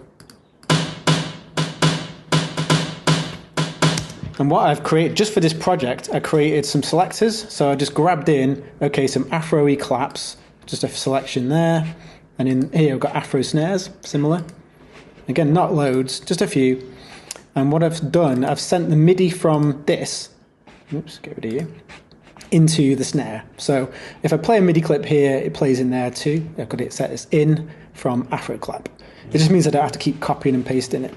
So you can see this clip's playing, but both audio tracks are playing at the same time. And I've got a few different variations.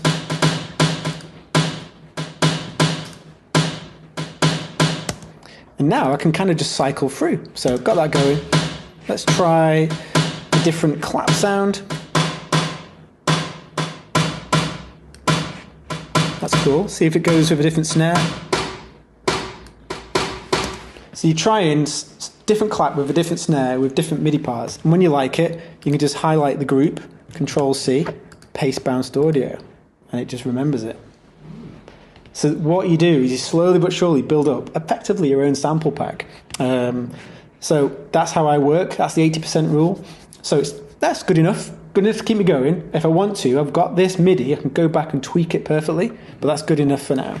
And let's have a listen to see what they sound like. So these are, and the ones, anything that I like, I'll drag to the top and just give them a slightly different color just to remind myself those are my favorites. So.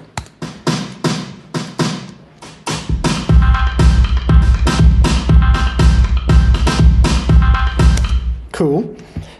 Same with my kick. This is my kick selector.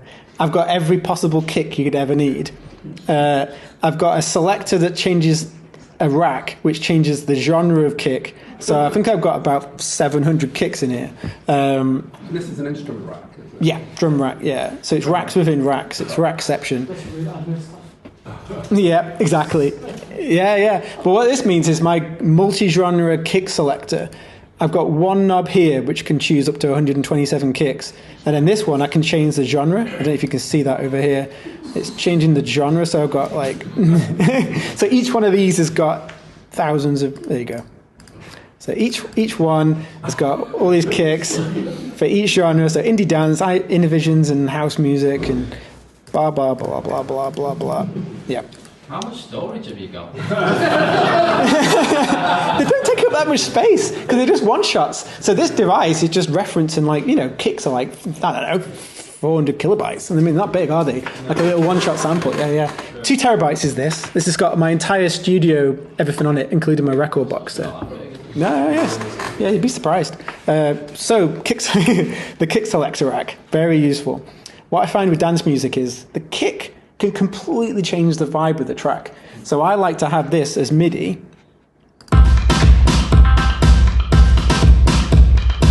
And then I very often in the beginning stages of the track will try different kicks. So this is the one, I called it keep, to remind myself that's the main one, so I can trigger that one. But if I'm like, okay, when I've added a bass line, kick's a bit heavy, I can try different kicks. That's quite punchy. I can just quickly audition different kicks. The MIDI's the same. The great thing about this as well, all your sidechain kind of mappings, I've got loads of compressors that are sidechaining to the kick. Because you're not changing the instrument, the mappings stay the same. So I can have a massive project with a million things sidechained to that kick. Because I'm changing the sample behind, all the mappings stay the same, which is very handy. Otherwise, you'd have to go back and change everything. We'll go back to keep for now. So racks within racks within racks. Same with toms. I think we showed you this. Oh, this is the tom selector simple. This is a simple one. I showed you the complex advanced before. And again, go through pretty simple loops to begin. So these are the ones I started with. Trying different MIDI patterns. So that's quite a busy one. That's just like a one-shot. And then I'm like, okay, let's try different sounds. So you can try different MIDI clips with different samples. That's quite cool. And when you've got them and you like it, copy, paste bounce audio, bop. Done. 80%, move on to the next thing. So then these are the ones I actually went for. It's a quite deep one.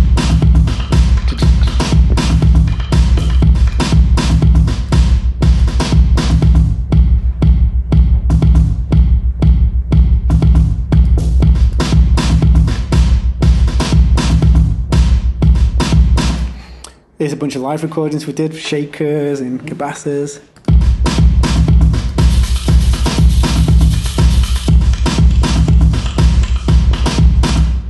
And I think we went for this one. It's just one of those eggs. Those cheap Amazon £3 eggs. We made it into the final mix. Needed some heavy quantizing, but it's all good. And recorded some more claves. Got some more shakers.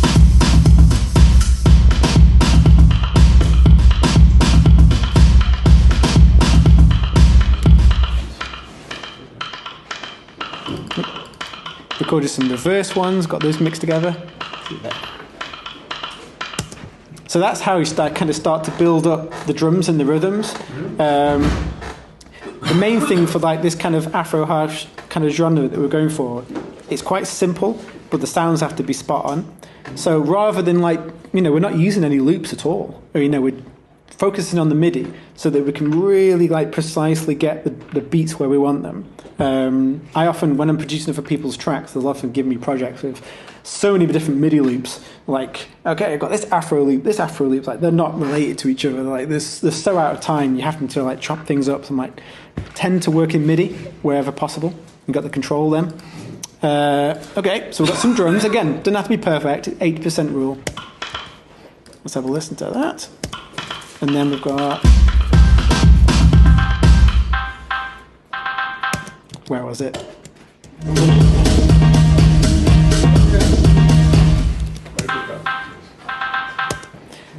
So that track I think is actually a bass, but I do like these. Again, this is my bells and clang selector with FM mods. Again, put anything that you're going to use and the similar sounds, whack them in one of these. So I've got all my bells and clangs. So here's my keep. Let's have a listen through.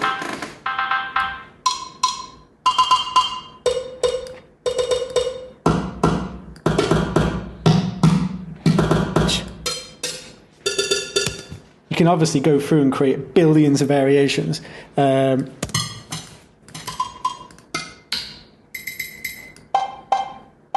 Classic cowbell. But this is the one we liked.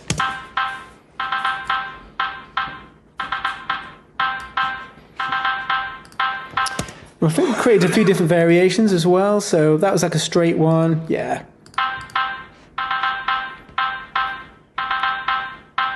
Hey, so we like that, and I'm like, the reference track. Remember how long it took to get that? And he was like, I do like that kind of sound. I'm like, it's just a fifth bass. So we quickly just grabbed Serum, init patch, detuned that one by 7 semitones, and then I just dragged the MIDI from there and got a synth doing the same thing. See what that sounds like? Just to pitch it down.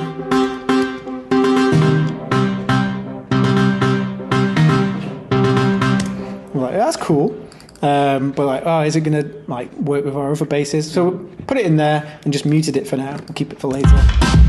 It's a potential. So like I said, in this part, my projects get enormous because I just keep everything until I'm ready to make like a decision, and I'm trying different things out with different elements.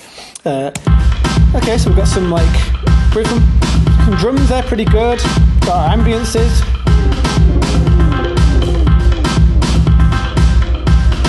And in the references, we're like, they've got these little stabs. So I made a stab.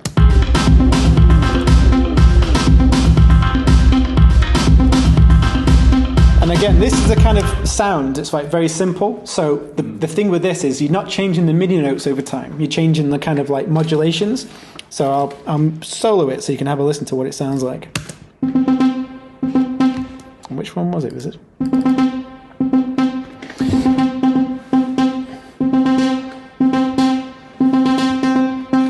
So I've mapped it to the filter, the decay. Got some random panning.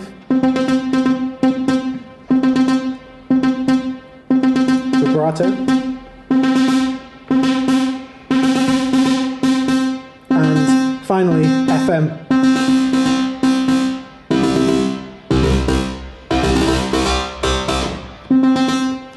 That's just one sound, that's one preset, but we've got the things that we think we're going to need to develop the sound over time are in our macros, so that when we want to play with it, they're just there, ready to go. And then we found another reference track that had kind of like a siren-y sound. It was like can you remember which one it was? I can't remember. Yeah, which one was it? It's one of these. It's like a nice droning kind of like pitchy. Anyway, was it? I can't remember which one it was. That's like your cowbell. Yeah. So you started to, like I said, because I've been listening to this playlist on a loop at work, in meetings. When my girlfriend's trying to tell me something important, I'm like, yeah. You start to kind of notice this. Again, any more cowbell. I've got a fever. Yeah. Yeah. Right. Anyway. This is what we came up with, something similar. Siren.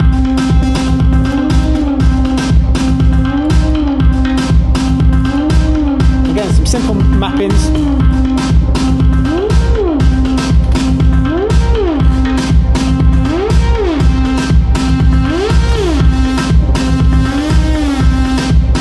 We even added a gate as well, which is cool.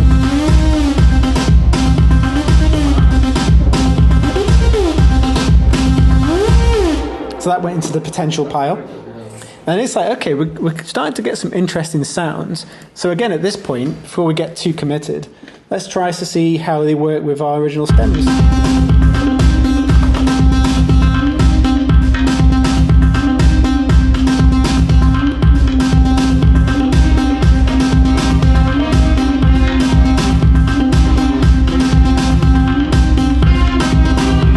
Yeah, it's all gelling. It's going to be a bit of a mixing. Obviously, a lot of sounds kind of like moving over each other, but it's all good for now. And then normally I like to start with just a simple respace, just to see what it's going to sound like with some different like kind of note combinations. And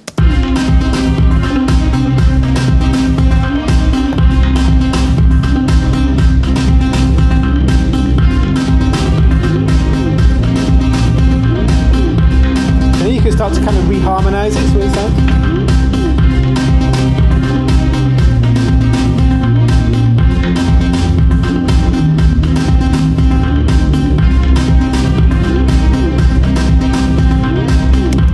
And then obviously record different kind of chord progressions, see how you go. We were going through some of the kind of dynamic Solomon tracks, and we did like this bass. So have a listen to this one.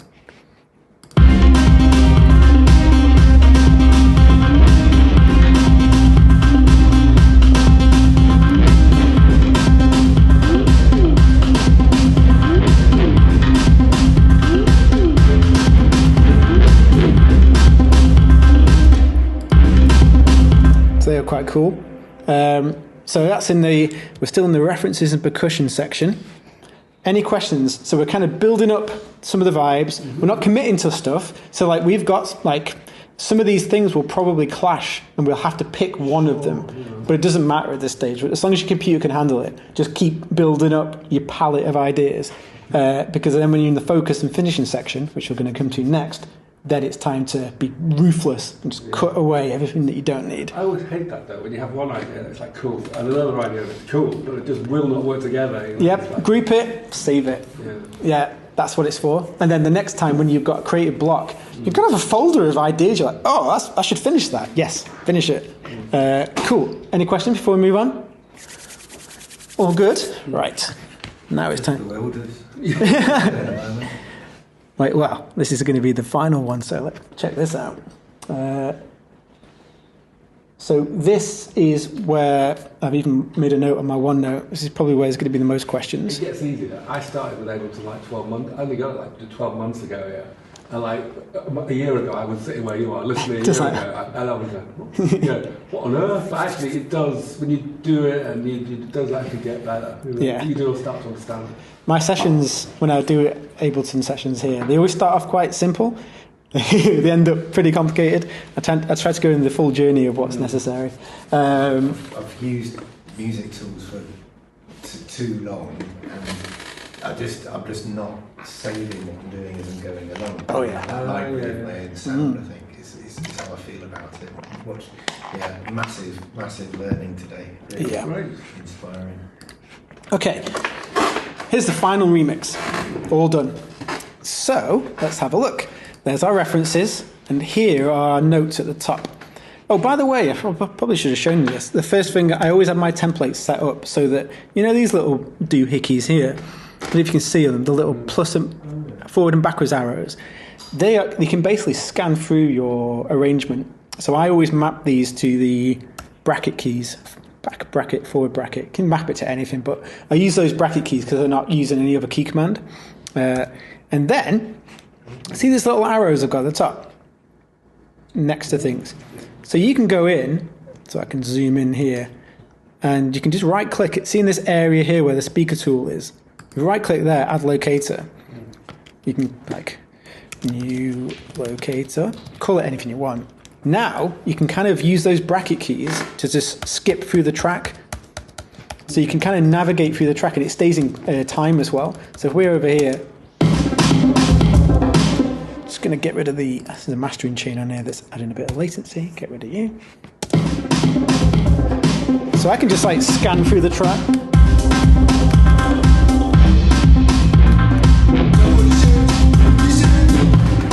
Which is very handy. Because you might have like a nice big breakdown and you're like, I like this, but I might skip 16 bars and go to the next bit. rather than having to delete and rearrange it, you can just like test it with the bracket key. It's very useful. You just showed us on the screen where it was, and then you zoomed in on it. Yeah, it's these minute bars underneath the set thing there. Oh, right, okay. Yeah, and if you command key, you can do it to MIDI as well. Just map it to something. What did you map it to? I use these two square bracket keys. Again, you could use like plus, minus, but some of the other keys are existing key commands. So I didn't want it to kind of like conflict with something that Ableton's already got set up. So those ones tend to work. Okay, so there's our references. We've got our thing for checking to make sure we're in the right kind of spectral area, which is good. One of the things I do as well is, how many of you are also DJs? Okay, great. So what I suggest to anybody, when you've like got about a day's worth of work into making a tune, do a render of the track, even if it's the first minute and a half, and then DJ with it at home. You know, because when you mix from like a mastered one of your favorite tracks into yours, at that stage you realize, it's missing something. Fix it at the beginning, not at the end. It's really hard to kind of go back to a track that you spent a month on, and then you realize, it's missing, that clap's not strong enough. Because if you then go back and change the clap at the end, then you're like, this clap clashes with the hi-hats. And then before you know it, you're just redoing the whole track from scratch. And it's like, but now I'm used to hearing it that way. Do it at the beginning. So I always like mix my tracks straight away. Even if I've got like half a day's work, I'm like, right, I'm going to render it, see what it's like, and then I know what to add in. That's another top tip. More for if you're a DJ, obviously. If you're not, it doesn't really make sense. Got our references. That up with the reference. So you've got reference in your project, but then also you pick up different things when you mix it into. Yeah. Right. So let's have a look at the project. So we've got the reference cue points. How did we get it from session view to arrangement view?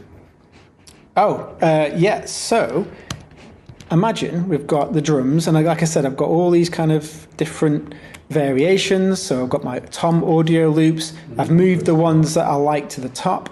I've got some rides and tambourines. Again, these are the MIDI files, and these are the bounced audios. Different ones I can check out. It's different tambourines. I've gone through and I've gone into contact. So remember when I showed you the OneNote with all the different, where are we? Presets, plugin devices. So here, I went through these because I've got a contact library that had all these different instruments. Sure. So I went through, used the MIDI that we'd kind of use for the kind of clap sounds, and I created a bunch of contact ones. So let's have a listen to these. And what I liked about these, every time you pressed it, it had a slight different tone to it. Yeah. So I recorded a bunch.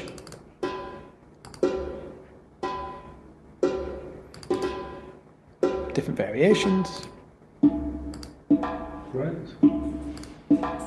Got some more here. Contact West Africa. Right? Yeah.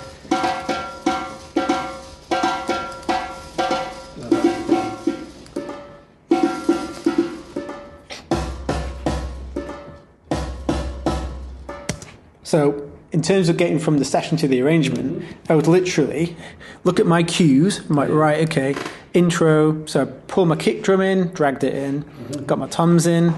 But then looking at the cues here, it's like, right, okay, this one's got a high pass in it. So I had I can't remember if I did it at the drum group itself. Oh yeah, we did.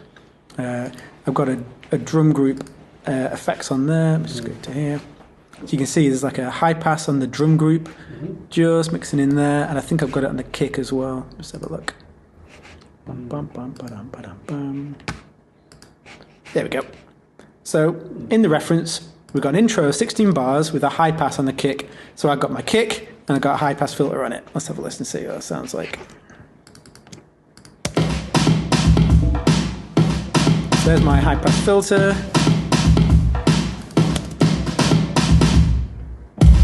And then kick fully comes in, high pass switches off.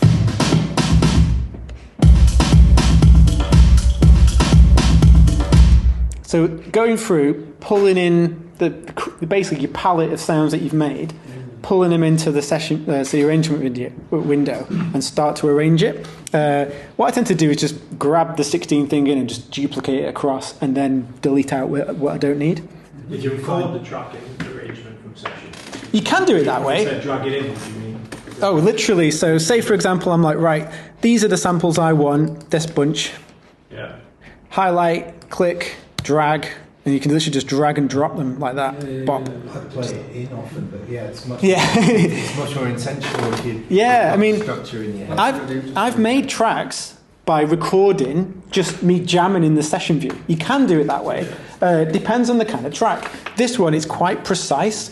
You know, looking at the reference of how particular the arrangement is, it's like I could try and do that live, or I could just paste it in where it needs to go and then tweak it afterwards. What I did do, though, is like the automation, I did record it live. So, for example, in the melodics, if we go to our Afro stab thing, which is this one, so I recorded it in live and got like a nice messy automation, and then I went in afterwards and tidied it up. But I did do it that way. So we go here. So these are all our macros that we set up before. Sorry, can I just ask, in the session view, I'm kind of go for it, yeah. Like you, I kind of do a lot of the arrangement in the session view, and then I click record. So what really annoys me is all my numbering on the right-hand side in the session view gets out of kilter because I've pulled everything round. Is there a way of just clicking a button to get your numbers back in order? Numbers? Like the main. Go on, yeah. So when you see, is this main? Yeah, these. So when I'm doing a bit of pre-arrangement, I might think, well, actually, number 3 should come after number 8. Oh, yeah. Or whatever. And then, so all my numbers so say if like... all out of sync. Oops. It'd be really nice if there was just a way to kind of renumber them without going into... it seems to just renumber it for me. It's the latest version. Yeah, I mean, it's only if you could name it something, and then if it's like got a name, I guess if you move that, the name goes with it. Yeah. But if it's just a number, it should just... I'd never even done that before. Yeah, the numbers should just automatically do it. Oh, they don't. Which version are you on? It might be 10 or 11. Oh, okay, yeah. It must be, yeah. Because what I was going to say is you could just rename them. But it looks like it's already figuring it out yourself. Just leave them as numbers, but they never kind of reorder. Got you. Yeah. I'd never even come across that before, yeah. So we've got our automation in.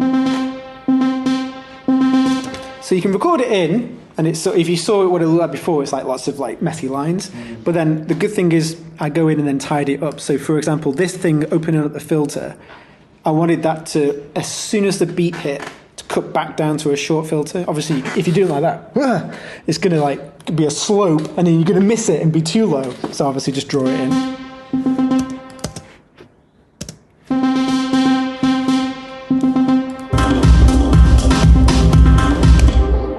Okay.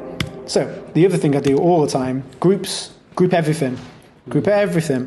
It gets too difficult to keep a track of everything. So there's my groups. I can see what I'm doing. So sometimes you just need an overview. There is technically an overview thing that keeps popping up that I don't want it to. That's horrible. I hate it. It's not telling me anything useful, that. This is better. So the grouping, I tend to do it in an admin sense, but also in a mixing sense. So these groups are good for organizing, but they're also good for group processing. So for example, my vocal takes, I put the vocal takes all together, and then the ones I want to process together get one chain. So it basically saves a lot of like CPU because you're processing things as a group rather than 17 different exactly the same processes. So that's another thing, groups. And you can group things within groups, obviously. So my drums, that's simple. He's got a drums track. Well, yeah.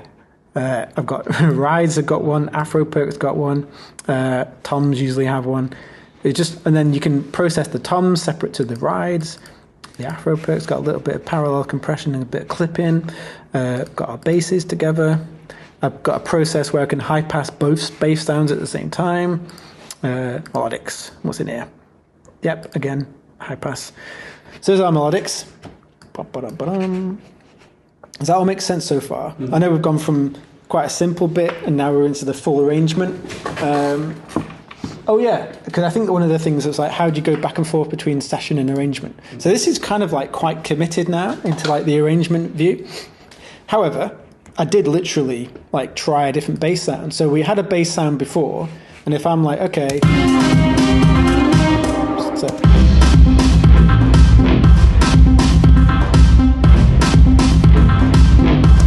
so say I'm like 90% convinced that's what the bass is going to be like. There's absolutely nothing stopping me going back to the session. Here's our brass bass and trying a completely different bass. So where's our drop? Let's go there. So instead of that one,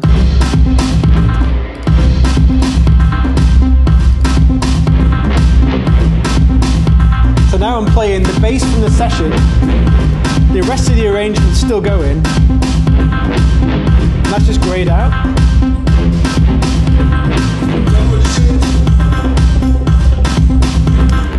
And if you like that, you can be like, okay, I'm going to commit to that one. If you're like, no, I like the original, hit that one, back to that one. You can have as many different variations. What did you put on the vocals? No, yeah, we'll get to the vocal chain if you like, yeah. Oh yeah, all sorts, yeah. So just to recap, so say you have 3 different variations of bass in that brass bass. Yeah. And then so you're originally in the arrangement view. Yep. And then basically, when you start clicking the different variations of the brass bass, that disables whatever's in the arrangement. Correct. View. Yeah. And then say you choose a different variation in the session view, and then you get, because when you disable the arrangement view, you get this little arrows play out on the right-hand side of arrangement. When you then re-engage that and click on the arrangement view, does it pull in the new version? No, it just disables this one. So if we go there, so it's disabled that. It's disabled that. When we go to here, the original's back. So if we wanted to commit to this, if you wanted to commit to a new one, you could hit record, do that, and it would overwrite it. Yeah. I find that's just a bit slow, so I just drag it in. I'm with you. Just drag it in. There you go. Give it a different colour, then you know it's different. I see. Yeah. Brilliant. Yeah. That's why I like the session view, because you can call it different things, give it different colours, different names. Yeah. So when you pull it in, you're like, you can say Tuesday variation, 12 o'clock. Some of my things literally like, okay, this is what I did today. So if I look at it, I'm like, wow, I need to go back to Monday. Tuesday was terrible. You can just name it. It's just really good to just keep track of what you're doing. That's really interesting. Okay, what next? Can you just explain that? I mean, yeah. Does that RTA button return to arrangement? Yep. You know that little orange one? Yeah. Wherever it is. That one. What does that do? So that just shifts everything back to the arrangement? No. So let me show you. Yeah, this is confusing sometimes. So say I've overtaken, I'm going to swap that one. Let's say I'm going to use a different melodic. Let's try that one. So you're disabling parts of the arrangement. So have a look of what's actually disabled in here. Yeah. So if I zoom out. So if you notice, some stuff's still... because we've not overtaken these parts. Yeah. So your options are, you can one by one activate individual tracks and go back to what they used to be. Or if you've done loads and loads of different things, you can just do that one and it does everything. So all that button's doing is everything that was in the session has gone back to arrangement. However, if you do it one by one, you can have a mixture. Is it the old stuff in arrangement or the new stuff in arrangement? The old stuff. Is the old stuff in, is it the old stuff in the arrangement or the new stuff in the session view? When the first you go one. Back to old stuff in the arrangement, so you just return it to return to arrangement. Yeah, exactly. Any more questions? Is everyone like getting fried yet? Are you okay? It's fine if you are. So, I know this has gone from like quite simple to quite complicated. Yeah. How long have you been working on this? Probably taken about 3 days in total, maybe something like that. Like I said, it was quick because we had 2 face-to-face sessions, but I asked him to do loads of homework over Christmas, like get the references, and as he was sending references through, I was doing admin, finding the right kind of sound. So technically, 3 solid days, but there was like it's the kind of background work as well. Anyway, I can play it. Oh, here we go. So let's have a look at the vocals. So, like in the original version, the vocals are quite heavy. And you saw the waveform, it was like peaking. And it just goes all the way through. And we're like, we rang him, didn't we?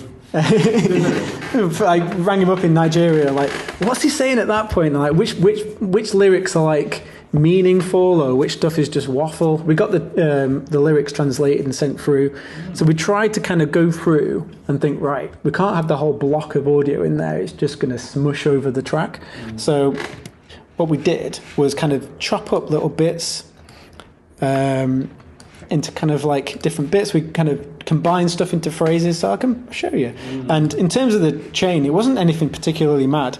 Got rid of some of the resonances, chucked a bit of, I think I've just got a bit of saturation, excitement on there, massive compressor because these vocals are all over the place. And then just carved out a lot of the low end and a little bit of reverb, so it's nothing mad. So we've got, let's have this. Go back a second there. Yeah, what to the chain? What you've got on the vocal. Yep. Yeah. So this was a particular frequency that was just like, don't know what it is, microphone or what, so I got rid of that. Nectar, just a little bit of compression, a bit of de-essing, a little bit of EQ, a little bit of saturation, and then a Chungus compressor with just mad ratios, just to get those mad peaks, and then loads of bottom end carved out.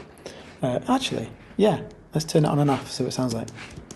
100, 100, 100, 100, 100, 100, 100, 100, 100, 100, 100, 100, 100,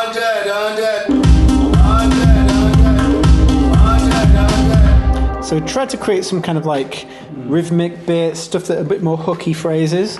International phrases that I recognise around the world. Yeah, like vowel sounds and like, yeah, there's interesting bits, wasn't there? Yeah. A lot of O's. Yeah.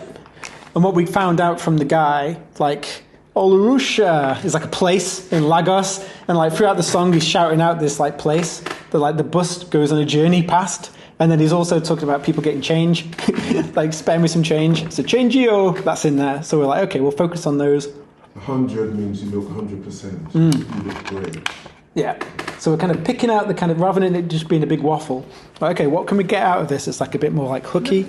So you said, I've never thought about it. You said international phrases. Yeah. That's what I wanted to do. So it's things that people will, who speak different. I mean, that's how they do in K-pop. Yeah. Do they have phrases that people will recognise? Yeah. This is what I want to do. Because a lot of if you listen to it normally, you wouldn't understand most things, you know? Yeah. Whereas this one is saying, oh, have you got change? Yeah. Please come on the bus with change, please. So it's a hook. And then we turned it into Sorry, what was the reason for having such an aggressive high-pass filter for that vocal? Mixing reason, because it's, you know, you've taken a lot of the, even the 1K and So with the kind of backing track that we've got that kind of like that sawtooth stab, we've got that siren-y thing. They are all in that frequency range. And what I noticed with this vocal, it was so heavy. When we've got our bass and our mid and our synth stuff, it's just clashing. And yet when I noticed, I just kept carving until like, can I really go this high? And I just kept going and kept going. It's like I can actually hear his vocal clearer with less in there. It's like, it was counterintuitive, but it let me push it a bit more. Because then when you boosted the volume, it wasn't so like just muffly. So yeah, I don't follow any rules. I just kind of just go by ear. So yeah, I'm sure it's not recommended in like courses, but yeah. See how like muddy it is. Oh.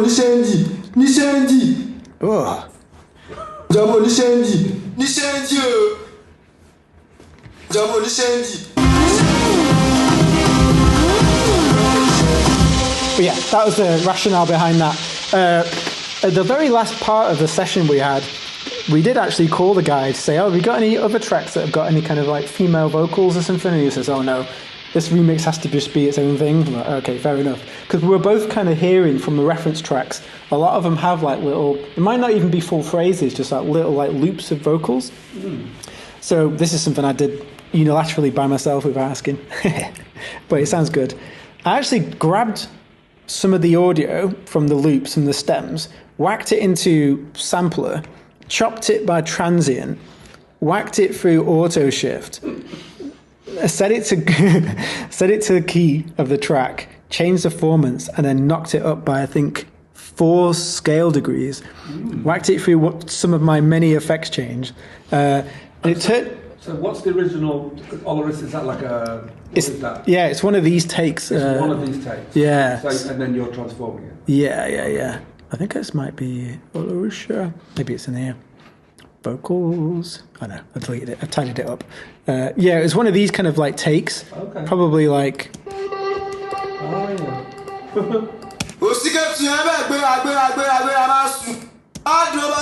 Oh yeah, Lewis is a bit. So it's from there. I tried lots of different ones. Anyway, I dragged it in here and then created some MIDI parts that would play in those slices. And it's like quite cool. Bit of effort. So this is one I did just record in, and I have not tidied it up because it's good. So that sounds like a cool like Afro, but it's like a high female vocal. It's his weird voice. So I've set the auto shift to like max strength. Do I tweak the font? That's his vocal. That's his vocal, yeah. That's his vocal.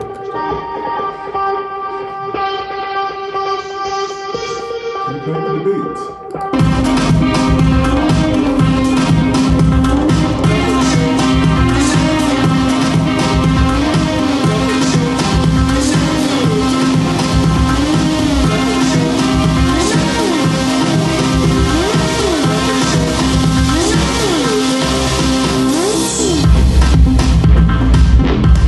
So if you remember in one of the reference tracks, and it had that like reverb thing.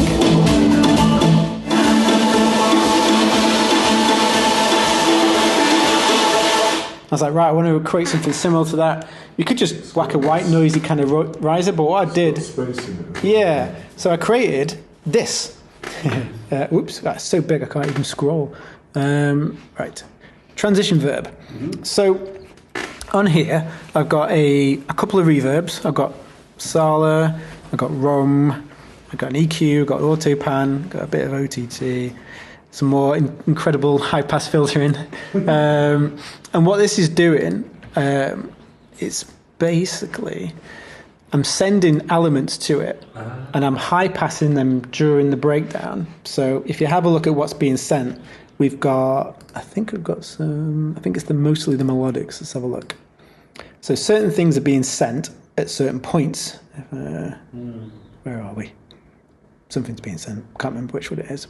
Send, you mean on a send? Send, yeah. Send and return, yeah. Can't remember which one of the things I've sent it, but if you have a listen to the reverb, whop.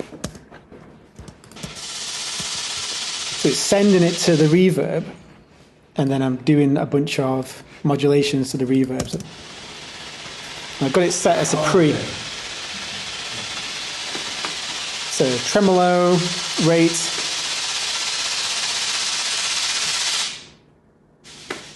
and then. So in context. Because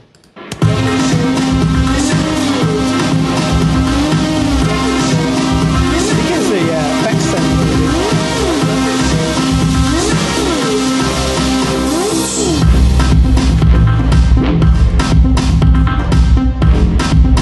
There's remember that ambience we made at the very beginning? It made it into the final cut.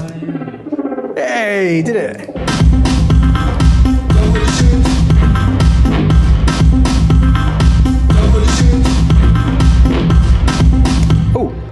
So as we were working with that horn sample that we'd rendered, once I was happy, so I'll show you what it looks like. There's our horns, call it quick. It was just a bounce. It was just a single like stereo audio file.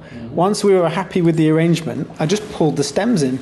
And now we've got the full stems, which means now we can mix them and get them balanced with the rest of the track, which is what we've done. So I've got that, muted the old version. So let's have a listen to see how they sound.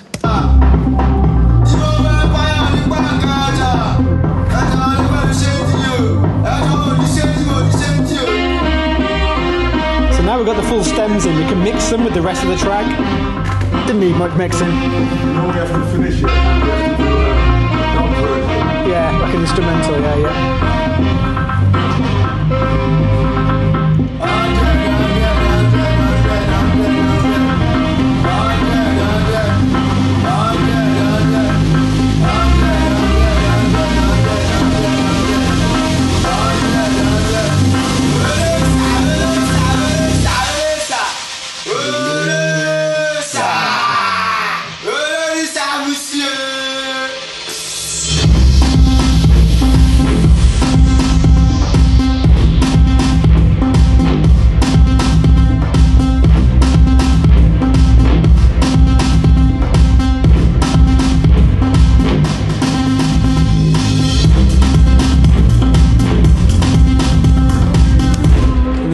because we did all of our percussion separately, it means we can break it down and have different things coming at different points.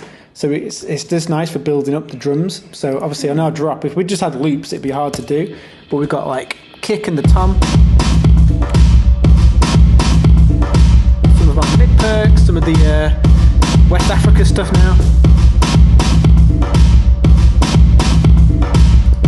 There's our shaker, the egg. Here it comes. The clavs.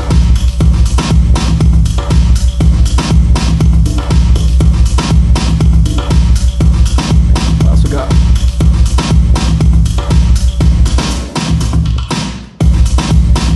Yeah, so it just gives, all that was just started off as just MIDI and just built it up and built it up.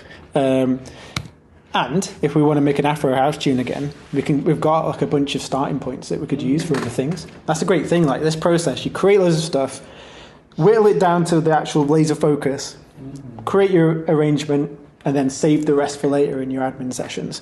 So I know it's a bit of a whistle-stop tour through the final arrangement. Any questions about that?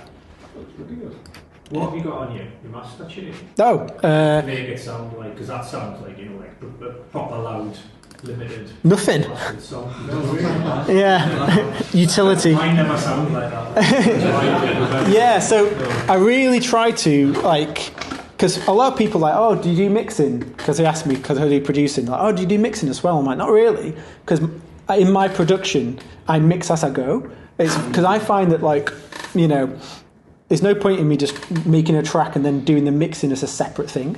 So for me, I'm constantly A/B testing with references, bouncing it and mixing it in my DJ sets to see how it sounds.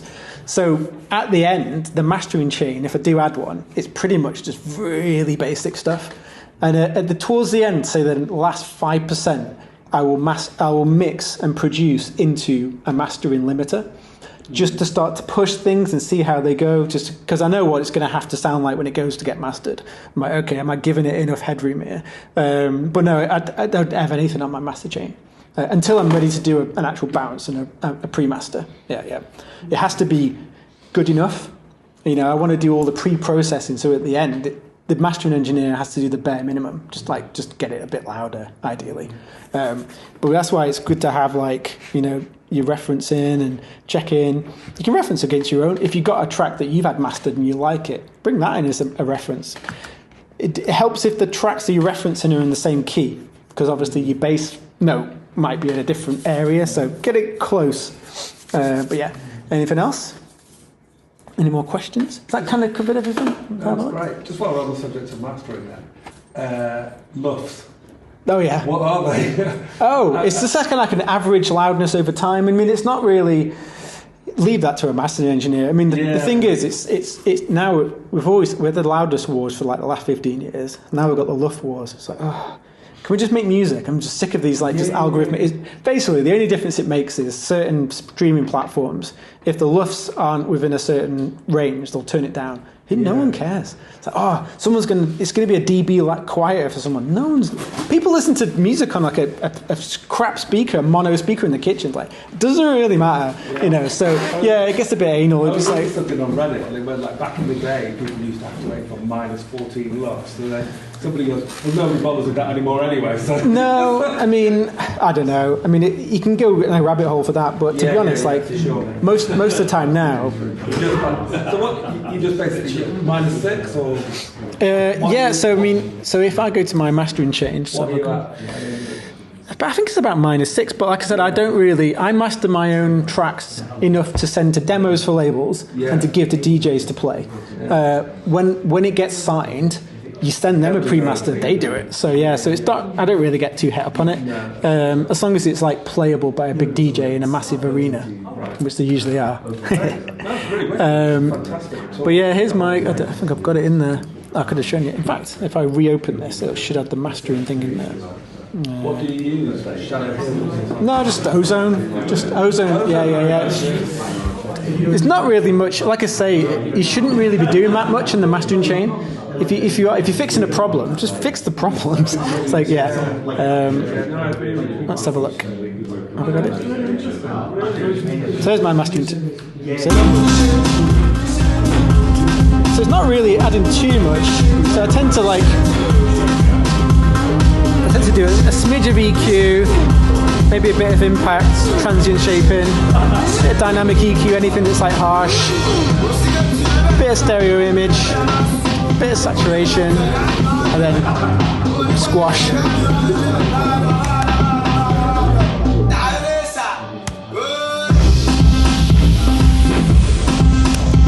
Yeah? Yeah, it's just to catch the beat. Yeah, nothing too major. When you created the mix, did you think about a stereo as well? You need to pan in any... Oh yeah. So I always tend to, I mean, some of these sounds, like for example, sometimes I'll have things that are put in the stereo spread. So I think the actual, some of the percussion stuff, I did a little bit of stereo spread. So if you go to here, yeah, this one. So these two, because they're quite similar sounds, they're a little bit left and right.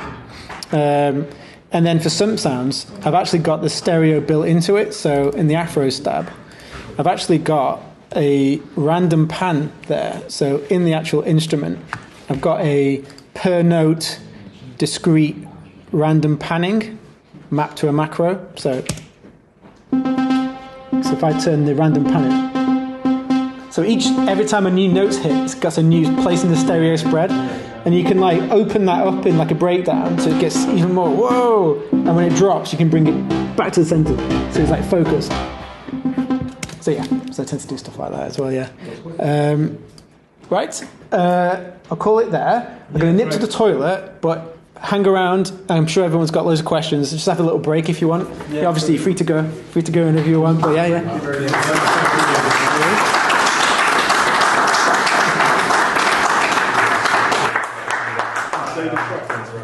Yeah, I can play it way free. I'll put it on the background. I'll let you out.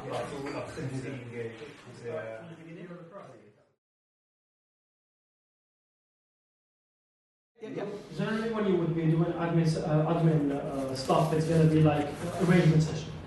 So that's the idea. So you're going to be focused on admin when you're going to be on the arrangement session and the clip session. So when I'm doing admin, I might not even have Ableton open. So when I'm doing admin, I might just be literally going through my sample folders. I'm like, okay, I've got all these drum samples that I've downloaded. They're all just a big stack. I'm like, right, what is this? Okay, it's a tops loop. It's a loop. So I'll show you. So obviously it might be in Ableton, but it's actually, there'll be no music going on in my admin sessions, and it'll be things like, if I go to the kind of samples, this is my focus samples folder. So it's actually, I'll zoom in a bit for you. So, okay, Afrobeat, but what we got in there? Okay, there's one shots, there's cowbells, then I've got loops, FX stuff, cymbals. If I've got a track in E minor, I've created a bunch of FX in E minor. Okay, I've got E minor effects. I'm going to put them in the E minor folder. Any kind of vocal snippets, again, what are they? Okay, I had a track in A minor. I created a bunch of vocal things, didn't use them, save them in A minor so you know where they are for next time. Toms, okay, experimental toms, fills. Okay, all some fills. Loops, a lot of tracks in E minor. Boom, boom, boom, boom. I've made some tom loops apparently. Let's have a listen. Oh yeah. So these are ones I've made in one of my experimental sessions. Yeah, pretty cool. I realised that I started using FM in Sampler, which is well cool. Anyway, I won't go through all my tom loops, but the admin is basically putting in 4 hours of tom loops. 4 hours later. 4 hours later. Well, I wanted the other thing. Let me open up a new project and I'll show you. But yeah, feel free to ask any questions because I want you to get the most out of it. So I've got in my focus instruments, drums and percussion, multi-selectors. This is the way forward. Pretty much everything now goes in a multi-selector. So what I mean by that, okay, toms. I've got simple tom selector. Let's go for advanced. What's in advanced? Bop. Oh yeah, perfect. So macro snapshots, tom select. So I've basically gone through all my tom samples in an admin session. And obviously all your different toms, like one's E minor, one's C sharp and a bit. So I've gone through every tom sample I've got, and then pitch them back to middle C. So if I go into admin work, so each one of these, can you see that each one's a slightly different pitch? Mm-hmm. And if I can do it this way. So in there, in my zones, open the zone. Here's all my loops. Here's all my samples. And I can scan through and select them. So if I pick a different one. So that one was B, and it was 50 cents out of tune. Okay, brilliant. This one was D sharp, 23 cents out of tune. I tuned them using a tuner, literally. I do just still, it's there. So what that means is, if I'm working in a track in G minor, my push will obviously play in G minor. But if my samples are all different pitches, it's going to be a nightmare. You'd have to go in and pitch each one. Because I spent a day, maybe 2 days, pitching my entire tom rack to middle C, now I can play toms like they're a synth. So it doesn't matter which tom I select. They're all the same pitch.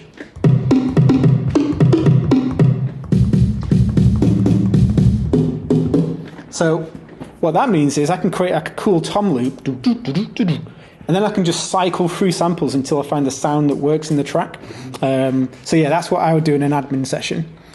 So then when I'm in my creativity mode or focus mode, it's dead easy. I can just go through, select something. And I've also added a bunch of extra gubbins. I've got FM, I've got like a ring modulator, so let's pick a good one. So I can change the decay, change the transient, make it a bit softer, a bit snappier. Got this ring mod mix though, which is cool. So if I go, so add in a bit of like noise to it. It's actually a ring modulator, which is over here. And I've set it so that this is controlled by this envelope, which is here. What waveform do you have in the ring modulator? Say again? What waveform? It's I think it's called bandpass noise. So it's a noise one. Yeah. So I can turn the mix down, and now it's an envelope controlling the ring mod amount.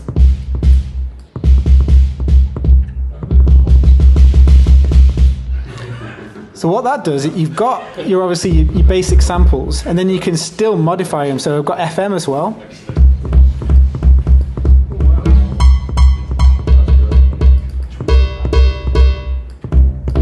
What's doing the FM? Sampler. Sampler's got FM built into it. Yeah. So what I've done here is I've got the FM, and I can change the FM. It's all the same waveforms that are in operator. And I've mapped that to this, so I can change the oscillator. Still velocity sensitive as well.